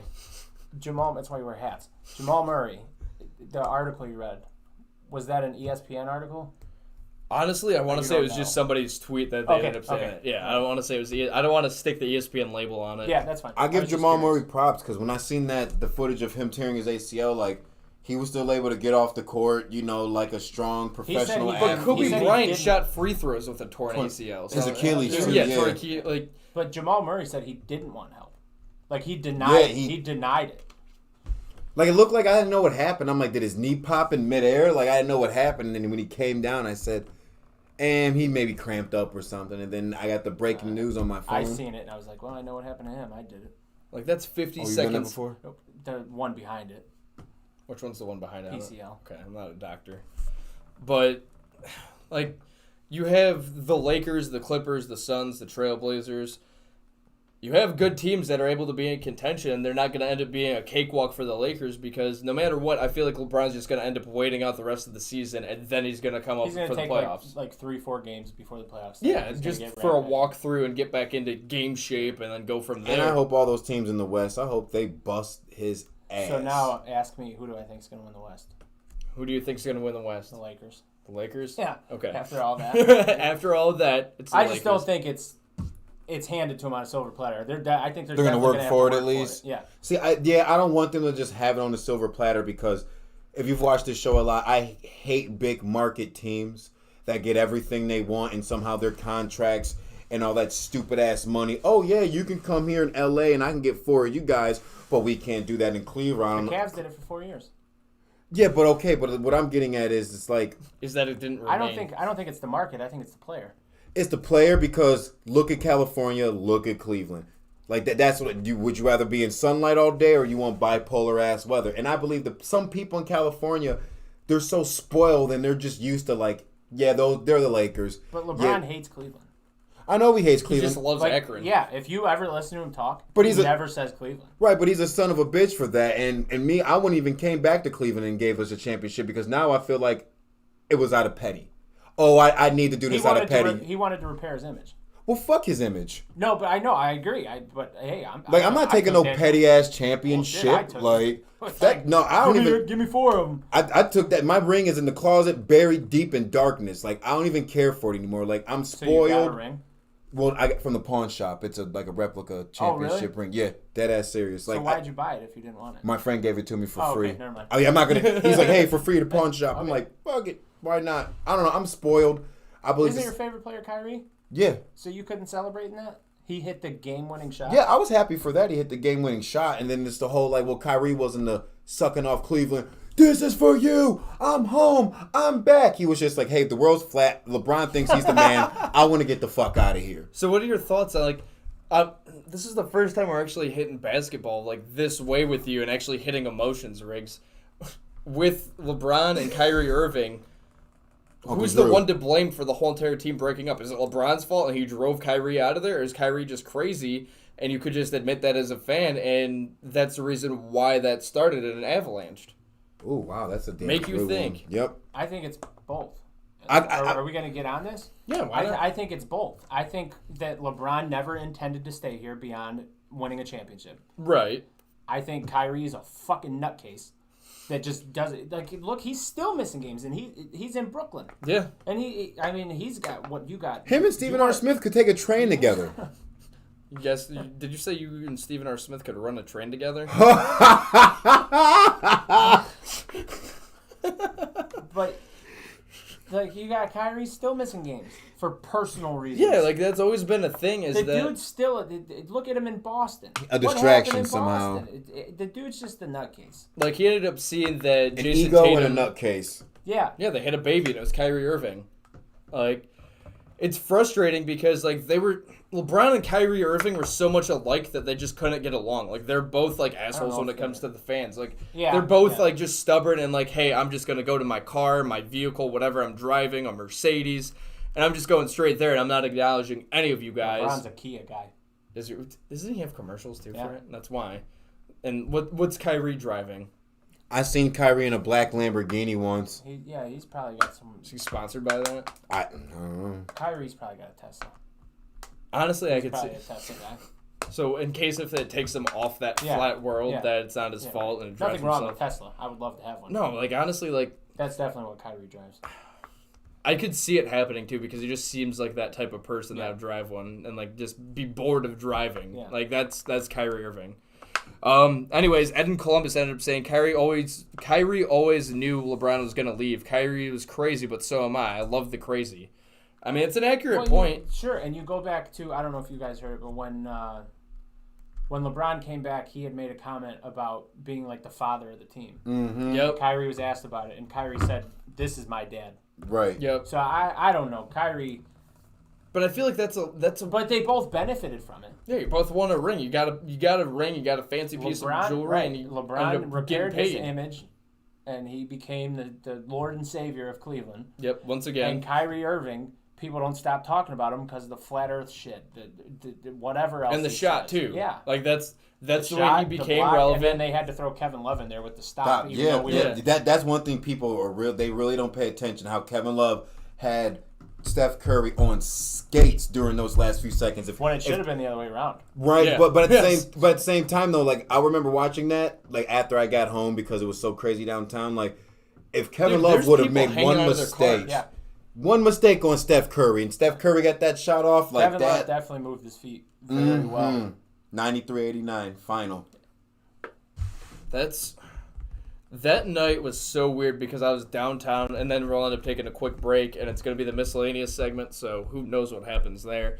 But with the whole entire, like, that night of when the NBA championship was won in Cleveland, I saw a father jumping up and down with his kid on his shoulders, and I was waiting for, like, that kid was just getting, like, whiplash and bounced around, and I'm like, the kid's not going to understand it, but when you look back at it, it's like, that's kind of cool when I'm going to be 20 and jumping around on my dad's. I was at Hooley House in Westlake that night, and the game was over. I started crying. My phone was blowing up. People called me. Mm-hmm. I drove to my uncle's house. I drove to my mom's house just to give them hugs. Yeah, celebrate. Yep. And then I stopped at the gas station before I drove downtown to hang out with some friends. And I've seen some dude walking in. He had Golden State shirt on, but it said "fuck Golden State," and like I almost like punched him in the mouth. And then me and him, just some random ass dude hugged and like embraced the moment. Like so, I was downtown in front of City Tap, and I came home and I couldn't go to sleep the rest of the night because I kept watching it on TV. I went to work. The trophy and everything. I went to work Monday because that was on Father's Day. Yep. Sunday, and I went to work Monday morning, and I said, "I'm taking the rest of the week off." I didn't even watch Monday Night Raw because I kept watching Game 7 the next day. I didn't watch it either. Dude, that was literally something I kept on watching over and over again. That whole when that replay is happening, I always watch it. And then when you and watch you're like, it, oh.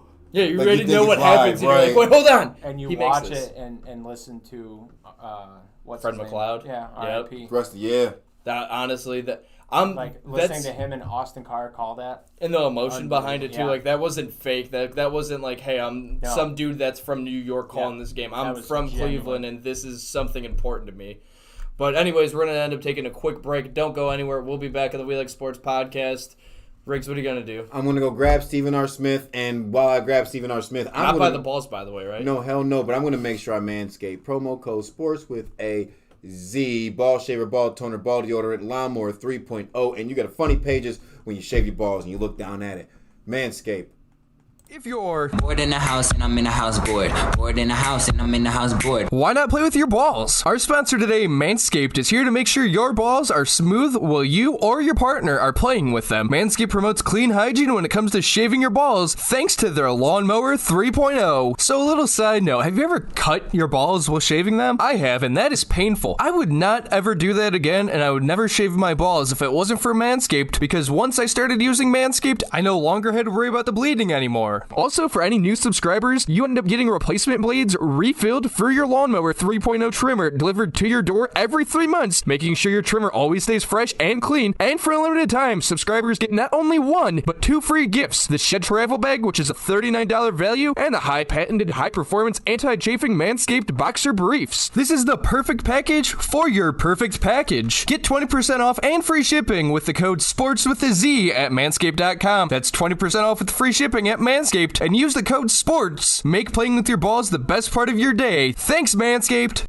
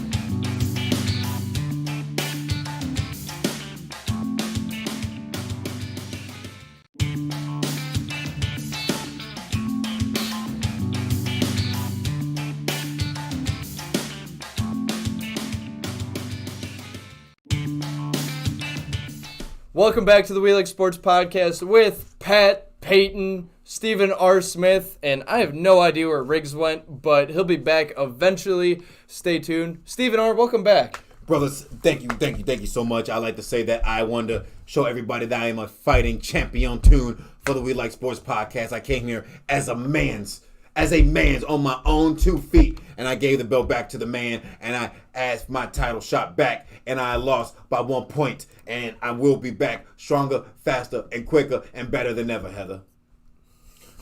All right. Heather. Brother, you're going to have to get to know my optimine poon scene. That's a little French right there, because your boy, I've been doing a little bit doubling the French. Poutine, yes. It's a Canadian dish with French fries and gravy. It's really, really good. Actually sounds pretty good. What comes in it?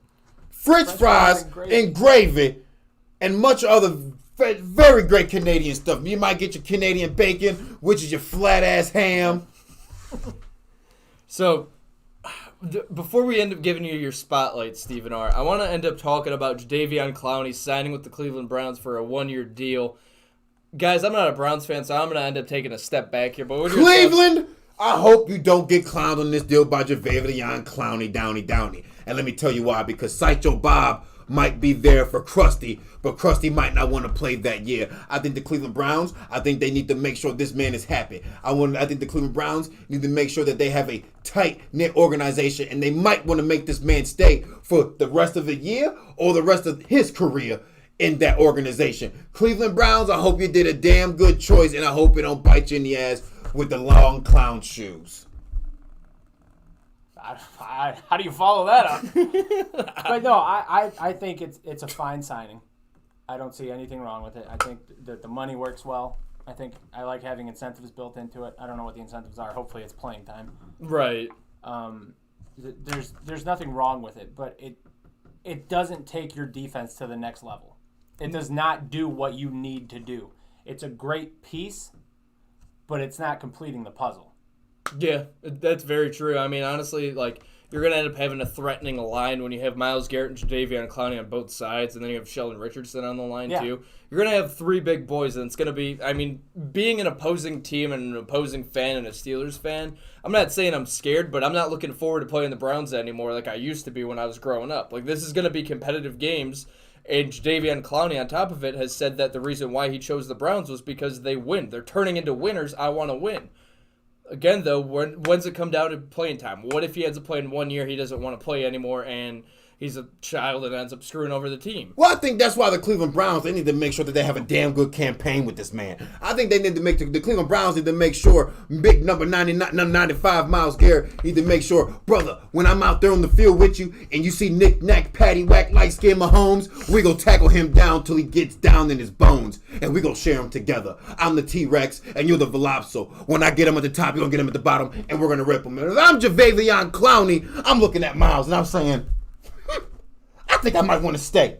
I think I might want to shower next to you. I think I want to chase Maseratis with you. And now Cleveland's my home. Now Cleveland's my dog bone. The holy water? With your church get up? Yeah. Man, you Pastor Steven. Yeah. Pastor Actually, Steven. I think it would be priest. Whatever work. What are you? Where did you come from that you're dressed like this? Like you... Bible camp? No, brother, I didn't go to Bible camp, brother. Is this how you negotiated with Amazon? My Amazon. Is that a cum stain? No, brother, that probably might be a little over the top when you're talking about Catholic Church. Come on. Yeah, come on. Bring it down a level. I was at a sports analytics meeting today. You know, Okay. because of my credentials and my backgrounds. I was there with sorts of names like Brittany Storm. I was there with Michael Van Pelt. I was there with Michael Drennan. I was there with Chuck Antoletti, Ganache. I was there with a bunch of sports analysts that you probably watch on ESPN and your Fox. And we all have our own little secret meeting like the Justice League and whatnot. So, like, what was talked about? It's a secret.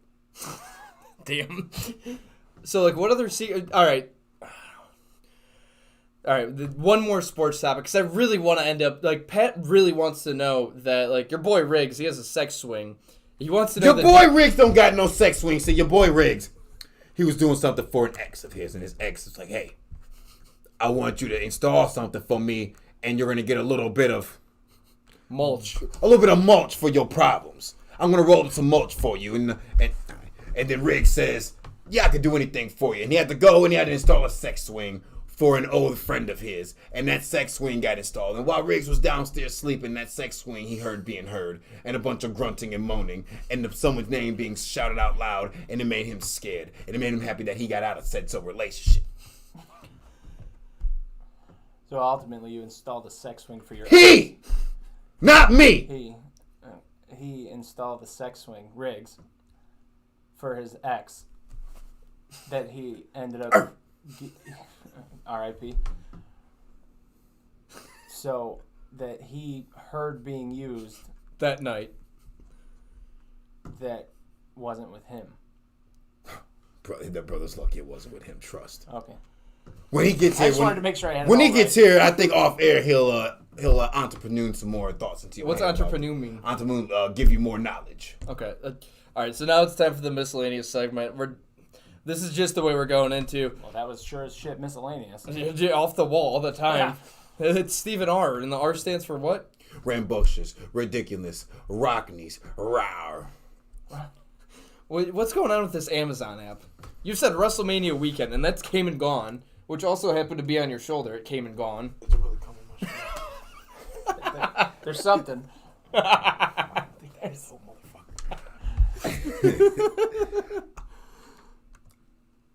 Speak. I'm trying to figure out what to tell you right now about my app, young man. I think that the app was it could have been a little bit before its time, and I was trying to talk to the developer, and the developer was telling me his name is Brian Dawson, and I asked Brian Dawson, I said, brother, what's going on with the app? And he said, I have to get to you after the main event. of WrestleMania. So I'm at Riggs' house and we're watching WrestleMania and I'm getting nothing. Nothing at all. Nothing at all. So you were there at Riggs' house. No, I wasn't. I was not. But you just didn't he just say You just said you were watching it with Riggs. Why didn't I see you? I was there on Sunday. Hey man, sometimes it's good to be seen but not seen at all. But like we were in the same house. Where were you hiding? Brother, don't hide. Brother, I was on a Skype meeting. Yeah, a Skype meeting. I was a Skype meeting on my earphone because I'm with trying to Bad get Bunny. No, I'm trying to get the app back, and I failed. And after the app back, Keith Migra Hillis, don't hit me back up, and I failed. I tried to call Betty for some money, and Tyler said, don't call my honey, and I failed. And Betty's your ex-wife, right? Betty is my ex-wife who was with our producer Tyler that created my child. All right. Oh man, I'm trying to think. What is your favorite vegetable of all time, Stephen R? My favorite vegetable of all time, I'm gonna have to go with the potato. And let me tell you why I'm going with the potato. Because I could wrestle the hell out of a potato. That potato can be absolute intense at the same time. And let me tell you something else about that potato. That potato was damn good with ketchup, mustard, and relish, and all sorts of things. Because when I was living in New York City, for my New York Knickerbockers, used to get a potato sandwich. And that was a cut half potato, fried, ketchup, mustard, pickles, and relish on a bun. That sounds good. That sounds like Cleveland Pickle downtown. You ever have have you ever had Cleveland Pickle? Cleveland Pickle, I never have. They have like a pickle, like peanut butter and jelly sandwich downtown. Is that appealing to you? Just a little bit. That's somewhat Is that your appealing. jam? It could be my jam. It could be my jelly. All right, next question. What makes your eyes roll every time you hear it? The one thing that makes my eyes roll every time I hear it is Stephen R. Faster. Faster? Yeah. In what aspect? When I was with Betty. Okay, go on. Another thing that makes my eyes roll is when I see that the commissioner of the MLB had wanted a man to start on second base. That made my eyes roll to the point where I wish they went to the back of my head like I was the Undertaker in the World Wrestling Federation. Just made me so damn sick. What do you got for Stephen R? Anything you want to ask him? It's always whatever he ends up coming up with. So like, what do you do when you're not here?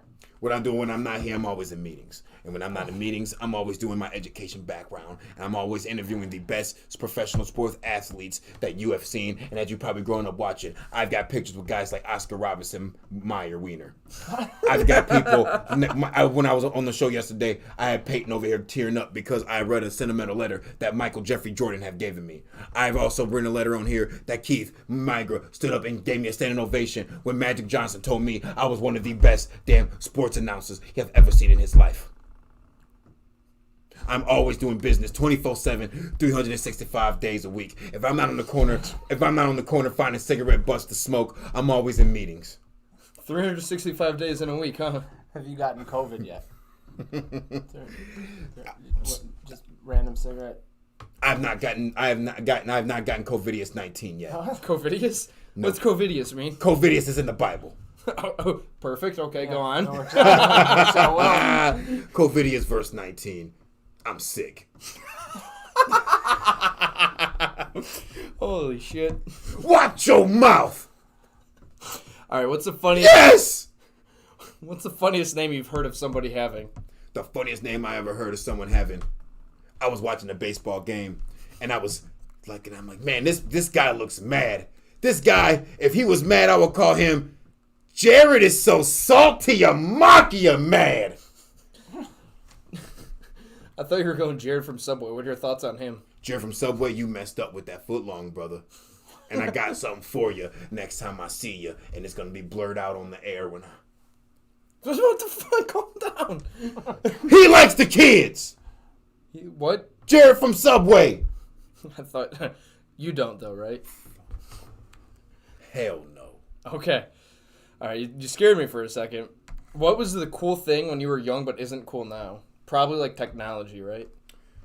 But that's an opposite effect. We used to... Grass was cool, probably. I'm from New York City. The only time I see grass is when I go to the Bronx. The only time I see grass is when I go down to the subway station. Do you understand what I'm saying? I Do you get what I'm absolutely- scratching at? Do you pick up what I just put down? If I just scoop slammed you, are you going to reverse that and give me an Irish whip? Do you know what I'm saying, and can we connect in the ring?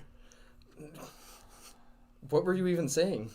The one thing in my fashion back then that is out now, that is, when I was a little kid, we used to go through phone books, and everyone doesn't know what a phone book is. You can find anybody's phone number now. Okay. Okay. And we used to go through the phone number book, and I used to say, I want to call Oscar Robinson. I want to call Darryl Strawberry. I want to call, I want to call anybody on the New York Yankees. And I just go through my phone book. You can't do that now. Now I got to go and talk to a verification blue check mark on the twit. And why aren't you verified on Twitter? What's the story on that? Is that kind of like Amazon? The reason I'm not verified on Twitter is because they have to do a background check on me. Okay. Do you have enough information? I have enough information. I have to send them a copy of my sports certificates. I have to send them a copy of my old EBT card that I don't use anymore. That is my dream, to have an EBT card. I got to send them a copy of the deposit of the first, second, and last months before I can get the rest of my credentials. Why do you need a deposit for like 3 weeks out of the month? Brother, I don't make the rules. I just go along with life. That's like 12,000 days with your weeks being 365 days. Yeah, From the Big Apple, we have another day of the week compared to y'all because that's a big city titty. What sounds like you got 358 more. What day of the week's that? What day? Monterus, Tutuus, Wednesdays. That's today when we do the podcast on Wednesdays. Thursdays, Friday, Saturday, Sundays. What's that 8th one? Knicks. Next. Knicks, as in the New York Knicks, because the New York Knicks always get another day. Keith Migra is watching. My buddy, my man, 10 grand. Please loan me some money.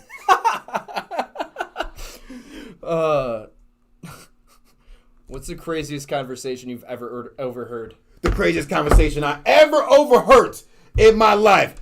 I was sitting in the men's room stall and I was taking a number 9. And while I was taking a number 9, I overheard Bud Selig while he didn't wash his hands. That nasty bastard. Bud Selig was talking to Ron Gardenheimer. He was also a manager of the Minnesota Twins, the Twin Cities, the TCs on the Hat Cats. And when he was doing that, he said, Mr. Ron. Mr. Ron looked at him with his white, little snow white, grizzle white face. The facial hair, not the skin, damn. And he said, when Derek Jeter plays his final game in your stadium, I'm going to make sure that ball gets a little so we can send Derek Jeter away. And when I heard that, I said, oh no. I said, Mr. Bud, Mr. Ron, you bet. Then I got choked up and I woke up. Woke up from sleeping? what? That was a dream? I think I heard something your man was not supposed to be hearing. So, like, did he do, like, a Michael Conforto and leaned into a pitch then, Derek Jeter? Is that what you're saying? He leaned into it and I got knocked out and I woke up at Max Kellerman's house. I'm sorry. Explain the situation to Pat with you and Max Kellerman. Now, brother, there's a refrigerator here. And you know that I don't like chicken paprikash. And there's only 3 to 4 people in that ESPN refrigerator. Mm-hmm. Is that the noise it makes when you open it? Mm-hmm. In that refrigerator was chicken paprikash, and you know your boy don't like chicken paprikash, but why'd you still blame me? Your boy Max Kellerman blames me for eating this chicken paprikash, while I was trying to too busy eat Rachel Penny's. But Richard Jefferson and the other light-skinned curly-haired guy, Matt Barnes, they was too busy trying to figure out the vending machine because they're two pie-headed stoners. Interesting story. You come up with any questions at all, Pat? What do you got so far for Stephen R? Let me give you a story. It's Kobe Bryant on your chest right there, young man. Let me tell you something about Kobe Jellybean Bryant. One time let me tell you, that's his real nickname. One time I was scared to death. I was driving with Kobe Jellybean Bryant, and I shit my pants. And I said to Kobe Bryant, I said, Kobe, brother, I know I just watched you drop 50 titty tonight against the Portland Trail Blazers. I can't merge over into this lane. Are you paying attention? Yeah, I am. I can't merge over to the picture with me. I can't merge over to this lane, Jane. And you know what Kobe told me? Kobe looked me dead in my eyes and he said, oh, my breath don't smell. Kobe said, Kobe said, I hope my breath don't smell. That was me. Kobe said, You got that mentality. Stephen R. look at me while you're driving doing 70 in my Porsche. And I didn't know how I was doing it, but I did it. And Kobe said, if I can drop 50 titty on the Portland Trail Blazers with one arm tied behind my back and kissing my wife Vanessa at the same time, you can drive in this other's lane. And I was afraid to get in the slow lane. And I did it. And when I got out, Kobe Jellybean Bryant said, now get your smelly ass out of my car. If I can do that, I can do anything. Now that's the one story about your man Kobe Bryant had told me. They shared with me when I was there. 50 Portland Trail Blazers. Manscaped shaves your pubic hair. The question that you ended up having, though, Pat? Well, now I don't remember it. Because you were off on a tangent. All right, I got the next one. What's the coldest you've ever been, Stephen R? The coldest? Yeah, the coldest. The coldest I've ever been, I swear you was to think that I was on the Titanic, Jack. The coldest I've ever been in my life is watching the Yankees win the 2009 World Series. And let me explain that for you why your man was so cold. Your man was cold because I didn't want the Yankees to win the pennant that year. I didn't want the Yankees to go far that year. I did not want the Yankees to make a deep run into the postseason. Your boy was so cold. I was stone cold. I walked home butt naked, wearing everything with my socks from the Bronx, being chased out by people like Cardi B and Fat Joe while it was cold. And they say, look at little Stephen R. Smith running through the Bronx with his little wiener. The coldest your boy's ever been. Little wiener. This goes right into, like, honestly, like, this would probably be the most ridiculous thing. I could already assume what the answer is. It's probably male enhancement pills. But what's the most ridiculous thing you've ever bought? The most ridiculous thing I've ever bought was that bitch Betty a ring. Because when I gave it to her and I said Betty, she said Tyler. I said, what? Your name's Stephen R. But Tyler slept with my Betty. Right. The most ridiculous thing was that ring that I bought because I had a kazoo. And when you played that kazoo, it played you the New York Knicks lineup. Woo! Starting point guard, Chauncey Billups. Woo! Starting shooting guard, Landry Phillips. Woo! Starting center, Amari Stoudemire. And when my Betty was supposed to blow that, she was supposed to blow me, T. But instead, Tyler got it. Is that why you said T, is just to get his attention? Oh, shit. I didn't think about that. I didn't think about that whatsoever. That's how clever I am. Oh, man. So you ended up... I'm trying to follow here. That was a lot. And the White Sox, by the way, Pat, it's 8-0. I know. You, 8? Oh, it's 8. Okay. Yep, it updated. All right. Over 7.5. What do you know about betting, Stephen R? If you guys ever want some advice, let me know. About betting? Let me tell you something why I Sports don't. wagering. Oh, let me tell you something, brother. That's not my bread and butter. That's too rich for my blood. The only time I bet is when I sit up here with my friend Keith Migra and he has his snacks because the sugar low and we do a little bit of rock, paper, scissoring. Every time. Why are you and another guy scissoring? With this on the air. The only time I scissor was another man is me and Keith scissor on air. When I do this with the Keith and he does this right back to me and then we hug each other and then I give him some snacks because my man's sugar low. So on this show, two guys scissor? Rock, paper, scissoring. Okay. DeWine, scissors. DeWine? Rock, paper, scissors. DeWine, scissors. Yeah, I'm lost. Dwayne, rock, paper. Oh. I had it. Paper, DeWine? That's what I thought about because he's so damn flat. Who? Mike DeWine? Mike Jones. Oh. 330. Favorite rapper? My favorite rapper, MC No Legs. MC No Walk. No Walk. MC No Walk can spit that spit and talk when he talks and tries to walk. MC No Walk. His first single in store is called Hot Wheels Deal. Oh, man. And I bought a Max Box 20 off of him. And they're also releasing that at IHOP, right? No, yes. International House of Playlist. All right. Stephen R., I got to know. Are you a comedian guy? Like, do I like to be? Am I a comedian myself? Or No, do you I like comedy? Like, what's your favorite comedy? Oh, my goodness, my favorite comedy. Like I love the fact... Comedian or show? Both. I love comics. I start from Anywhere to Richard Pryor. I go from Anywhere to Richard Pryor to Adam Sandler to some woman on Mad TV. One of my favorite scenes ever is in Billy Madison when the kindergarten lady is rubbing the glue all over her face.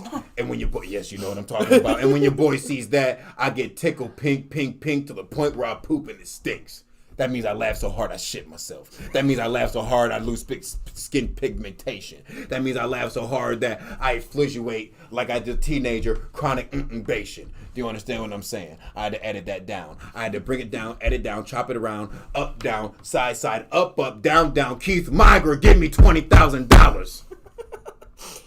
All right, last question. We got about yes. Hold on, before we end up taking this last question though, I do want to end up giving a shout out to our Cisco the Barber.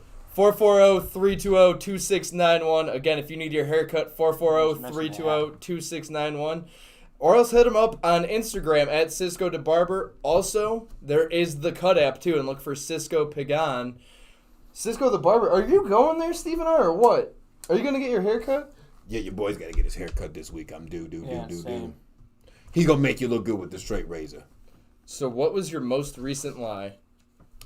My most recent lie was, it was good for me too. And what was the context of that? No, my most recent lie is when I told a professional athlete that he had a good game, and I'm not going to bring up Walter Payton's name.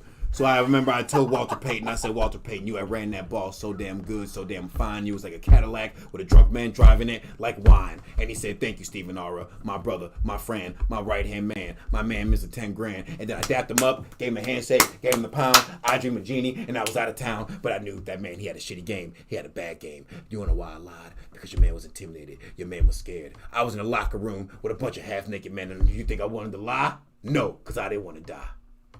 So, before we end up heading out of here, though, Stephen R., again, explain what the hell's going on with this app. What is going on? Like, Amazon. App too. Amazon Prime Live was supposed to have my book, Fantastic Wordplay with Stephen R. Smith. And I thought it was Stupendous Wordplay with Stephen R. Smith. That's for the Asian Somalian cartel for the other book overseas. Gotcha. Now, brother, are you paying attention to me? Yeah. Now, brother, do you get me? Amazon Live. Now, brother, now the eyes are the windows to the soul. Now look at my soul, and I don't mean Kia, okay? Now, I was supposed to get this app, and they screwed me over my app. My app was hacked. So I had to go to Arkansas. I traveled. I hitchhiked. Keith was driving. Tyler was flying. They said, walk, Stephen R. And this was your boy, Stephen R. I hitchhiked. I did some things I had to do for a ride. And I got to Payton Hillis' house. Payton Hillis wouldn't answer. There's guns going off. So your man ran. I ran right back up here to Ohio. I'm on the phone with Jeff Bezos from Amazon. I'm on the phone with Chris Cox from Hooligans Gym trying to get money. I'm on the phone with Peyton Vince from GNC trying to get money. And nobody was giving your man money. It was the part while I was in dark times where you would have found me in the ESPN closet with something around my neck. That's how, oh damn, I got a little dark. But God damn. So my app has been destroyed. I believe I have a hater out there who is mad that I'm going to be coming up on the come up. So now you just got to figure out who this is. I have to figure out who this hater is. I've been going to court with LimeWire, Kazaa, and Morpheus, and BearShare, all having my back. All having your boys back because they were trying to help me out with my app. And the app was free. My book was only $1.25. And if you use the promo code, you got it for 25 cents. Stephen R., what, like, give Pat an example of like what's coming out of this book. What's coming out of this having book? to head out of here. What's coming out of this book? You're gonna get to know me because everyone looks at me and say, Stephen R., how do I talk like a well sophisticated mousetrap eating man like yourself? And I give them this book, and it has my platoon alphabet on how my slang is, on how I talk, on how I walk, on how you can be a man thoroughbred like your man Stephen R. Smith. Now, one of the first words I'm going to give you a clue. One of the first words in that book is Argosism. What's Argosism? Argosism. Jason Kipnis ran so fast that he had tore a knee, and he has Argosism into his pelvis. That means it shoots up. You have Argosism pain. That's A. And then it's from words from A to Z. What's a good C word? A good C word? Colticlision. What's colticlision? Is that like the old Browns quarterback? Colticlision. The the batter hit the ball in the center field, and the center field and the left fielder had a collision, and the ball dropped. You mean collision? Collision. Collision. All right. I'm losing brain cells. All right, guys. That's it. That's it for Stephen R. Smith. Next week, join us again, 7:30 to 9:30. We Like Sportz Podcast. It's Pat today, Payton today, Stephen R. today. Riggs is somewhere. Stephen R., do you know where Riggs is? I shoulder bumped that little wimp, and he went down crying like, "Oh, little Stephen R., what you win?" So I have no clue what the man is. I mean, the man supposedly works out. He ain't been there in a week. You shoulder check somebody because you're mad you lost your getting the ring title, and now he's being sensitive. So, are you going to be here next week? Your man should be here next week. Yes, indeedy titty. All right. On that note, we're going to evaluate Pat. So far, so good. I think he'll be back next week. Don't go anywhere. Tune in next Wednesday, 7:30 to 9:30. We're going to have Stephen R., Keith, hopefully, Payton, Riggs, all of us all together once again, 7:30 to 9:30. Thanks for tuning in, guys. Make sure you don't manscape. Stephen R., do you manscape?